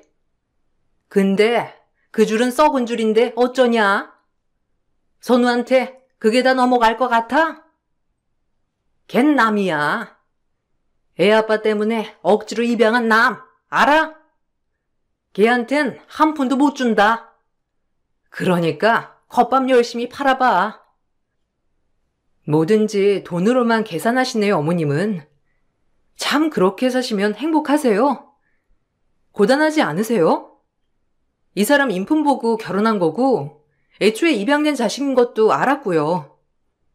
제가 무슨 돈 보고 시집 왔다고 그러세요? 막말로 어머님이 저한테 뭐 해준 거 없으시잖아요. 뭐야?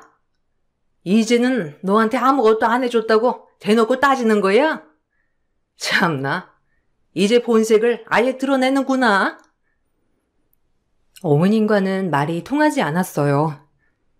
그렇게 그냥 애써 무시하고 사는 게 답이라고 생각을 했어요. 그러던 어느 날 한창 컵밥을 팔면서 바쁘게 장사하고 있을 때 어디선가 낯익은 실루엣이 컵밥 하나를 주문하더라고요.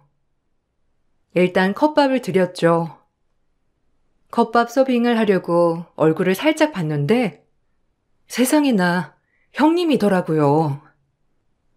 전 너무 놀라고 반가운 마음에 형님에게 아는 척을 했습니다. 어머, 형님! 연락도 안 되고 너무 보고 싶었어요. 어쩜 연락도 안 받으시고 제가 얼마나 걱정했는 줄 알아요? 동선의 가게구나. 일단 밥 좀 빨리 줄 수 있을까? 내가 좀 바빠서. 우리 얘기는 다음번에 하자. 그러니까 얼른 줘. 형님은 조급해 보였어요. 얼른 컵밥을 드리는데 얼마나 배가 고팠는지 허겁지겁 드시더라고요. 그런 형님이 안쓰러웠죠. 무슨 일이 있는 건지 얘기는 없었지만 짐작할 수 있겠더라고요. 빈몸으로 쫓겨난 형님은 취직 자리도 다 막히고 돈에 쪼들리고 있었던 겁니다. 그런 형님이 얼마나 안쓰럽던지 한참을 바라보다 다른 사람들에게 정신없이 서빙할 때 형님은 돈도 내지 않고 사라지셨습니다. 안쓰러운 마음이 들더라고요. 4,000원이 없어서 돈을 내지 않은 게 분명했거든요. 전 이 모습을 보고 형님에게 바로 400만 원을 싸드렸어요. 저에게 적은 돈은 아니었지만 그래도 조금이라도 도움이 되고 싶었거든요. 처음 시집 온 순간부터 나에게 큰 힘이 되는 형님에게 저도 조금이라도 도움이 되고 싶었거든요. 제가 400만 원을 송금하자 형님에게 전화가 왔어요. 아니, 동서, 이 돈 뭐야? 내가 무슨 염치로 이 돈을 받아? 미안해. 사실 내 형편이 좀 어려워, 많이. 그 집에서 빈몸으로 나오고 취직 자리도 다 막혔거든. 남편이 손을 쓴 것 같아. 내가 일하는 분야에서. 친정은 형편도 안 되고. 내 꼴 진짜 우습지? 미안하다, 정말. 동수한테 이런 모습을 보이는 게 아닌데 정말 미안해. 내가 무슨 말을 더 할까? 아니에요, 형님. 오히려 전 이렇게라도 형님에게 도움이 되면 그거면 됩니다. 울지 마세요. 제 마음이 더 아파요. 동수한테 해줄 말이 있어. 혹시 오늘 저녁에 시간 돼? 중요한 얘기 하나 해줄게. 이렇게 공짜로 받을 순 없지. 형님은 저에게 귀띔해줄 일이 있다며 저녁에 보자고 하더라고요. 그렇게 알겠다고 하고 저녁 장사를 일찍 마치고 형님을 만나러 근처 카페에 갔습니다. 형님이 먼저 와서 기다리시고 있더라고요. 그렇게 형님과 만나 얘기를 나누는데 형님이 하는 소리를 듣고 놀라 자빠지고 말았어요. 정말 상상도 할 수 없던 일이었거든요. 얼마나 충격적인 말이었는지. 동서는 모를 거야. 난 그래도 알고는 있었거든. 이건 정말 청기누설이거든. 이거 하나 풀게. 놀라지 마. 각오하고 듣고. 이 말이 얼마나 맴돌던지 전 이 얘기를 듣고 가만히 있을 수 없었어요. 그리고 곧장 날이 밝는 대로 아버님을 따로 뵈러 그 길로 달려나갔어요. 아버님은 말이 많지 않아서 딱히 저와 많이 대화를 나눠본 건 아니어서 좀 무섭기도 하였죠. 하지만 이번 일을 꼭 짚고 넘어가야 할 문제이기 때문에 아버님과 독대를 신청했어요. 아버님은 흔쾌히 받아주시더라고요. 아버님, 저 들었습니다. 선우 씨가 입양아가 아니라 아버님 혼외자식이라는 말이 사실인가요? 그동안 그럼 숨기신 거예요? 어디서 들었냐? 네 시어머니랑 아무도 모르는 얘긴데 말이야. 그래 뭐, 네가 알고 있더니 숨길 순 없지. 그래, 내 혼외자야. 그동안 말 못했던 건 혼외자라고 하면 선우를 더 괴롭힐 것이 뻔했기 때문이야. 미안하다. 진작 밝혔어야 했는데. 그럼 선우 씨는 그것도 모른 채 본인의 부모님 기억도 없이 그냥 입양된 자식이라고만 알고 있는 거 아니에요? 언젠간 말해야겠지. 이 재산 물려줄 사람이 누구냐? 선우밖에 없어. 진우는 틀렸어. 사업할 체질이 아니야. 수인이도 마찬가지로 욕심만 많지. 날 꼭 빼닮은 건 선우다. 곧 정리해야겠지. 내가 살아있을 때. 네가 알고 있는 이상 곧 얘기하마. 기다려주렴. 형님이 말한 초특급 청기 누설은 저희 남편이 사실 입양아가 아닌 아버님의 혼외 자식이었어요. 형님은 우연히 아버님의 통화를 엿듣고 아시게 된 거죠. 그리고 이 사실을 모르는 어머니와 다른 형제들은 그저 남편이 입양아인 줄 알았던 거예요. 그래서 재산 한 푼 못 준다고 그렇게 날뛰었던 거고요. 아버님은 곧 가족에게 얘기를 한다고 했어요.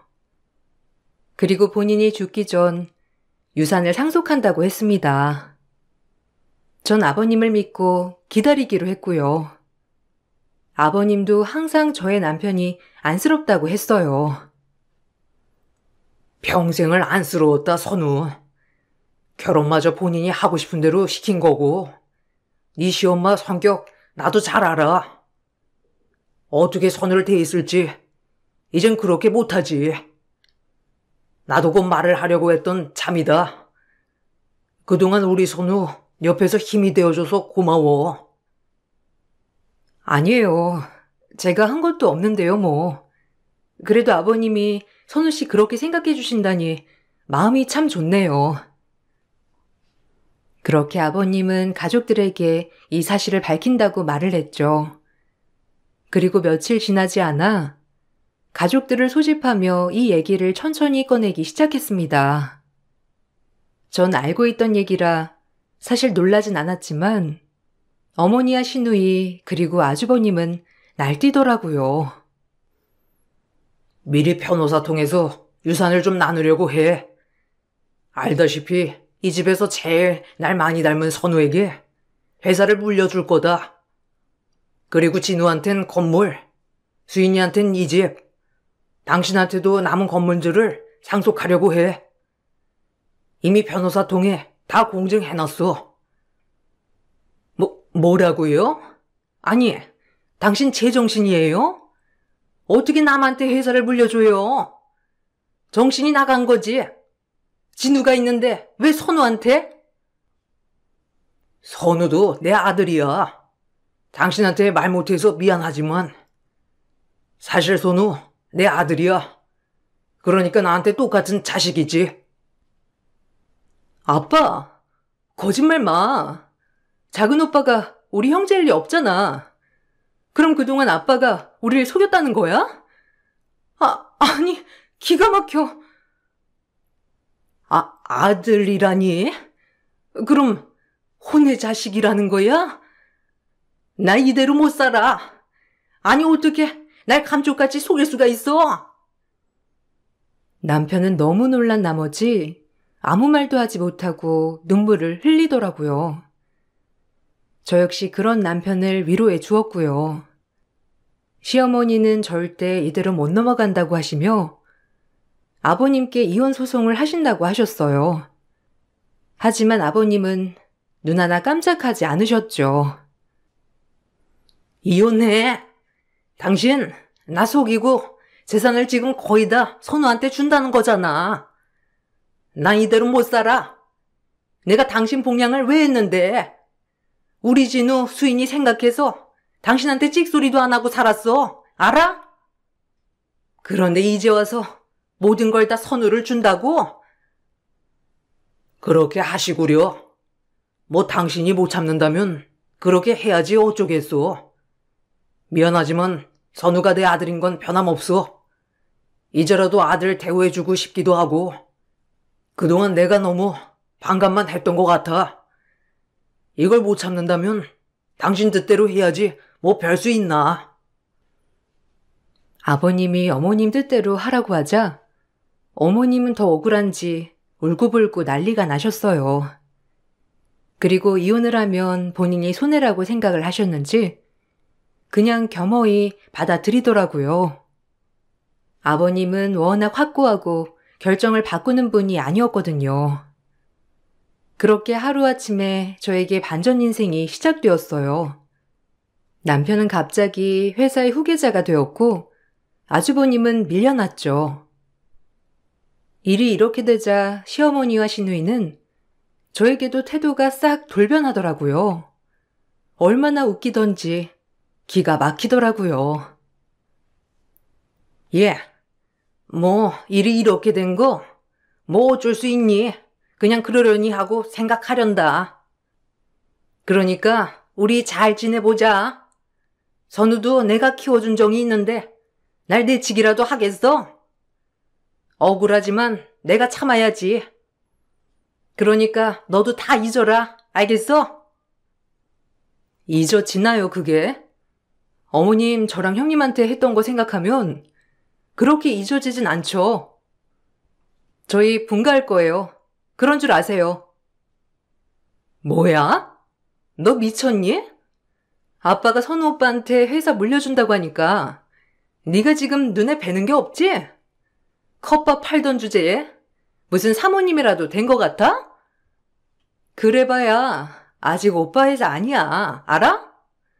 어디 천안 출신이 이 집에서 비빌 데가 어디 있다고? 반말하지 말랬지?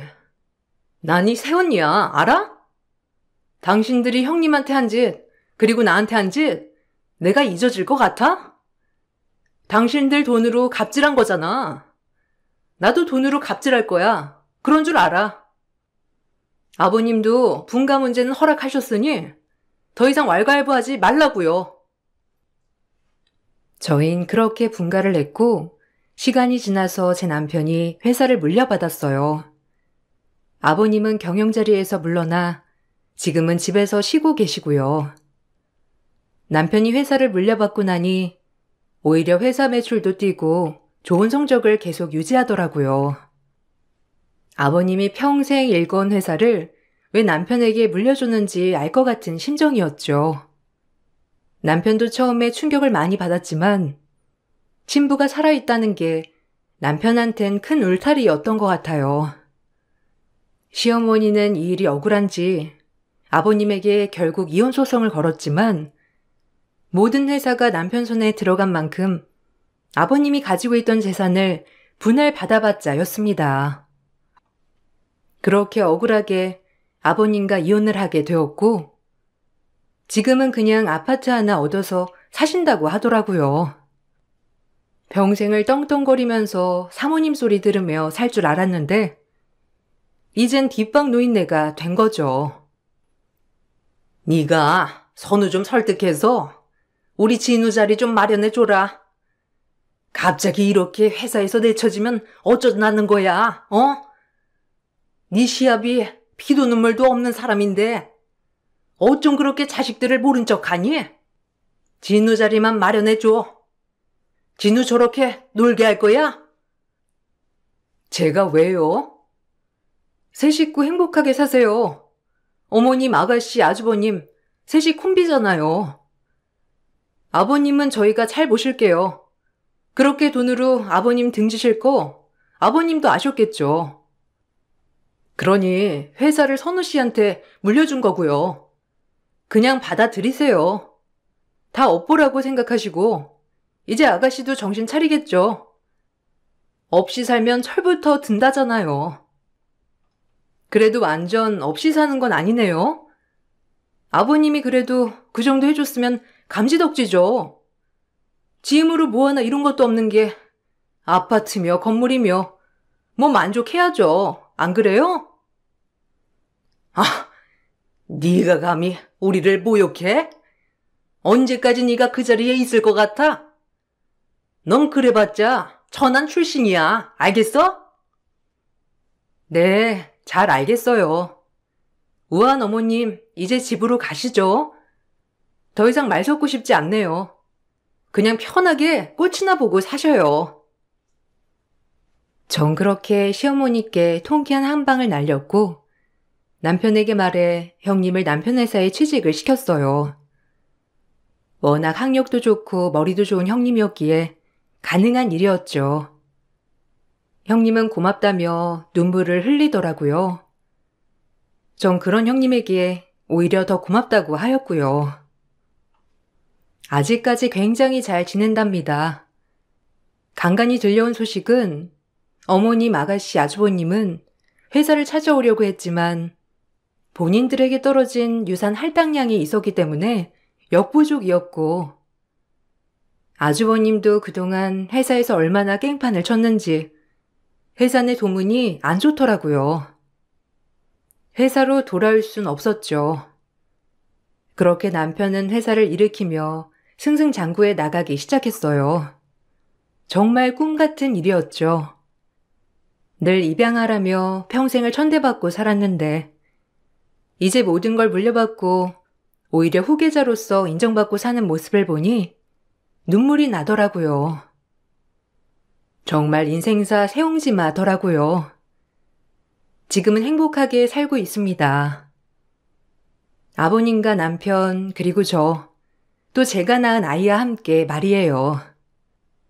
아버님은 모든 사람을 잃고 남편을 선택했지만 절대 후회하지 않는다고 했어요. 평생 두고 갚지 못할 미안함이라고도 하셨죠. 여러분들도 앞일 정말 모른답니다. 저 역시도 이런 일이 일어날 줄 몰랐거든요. 제 글 읽어주셔서 너무 감사드려요.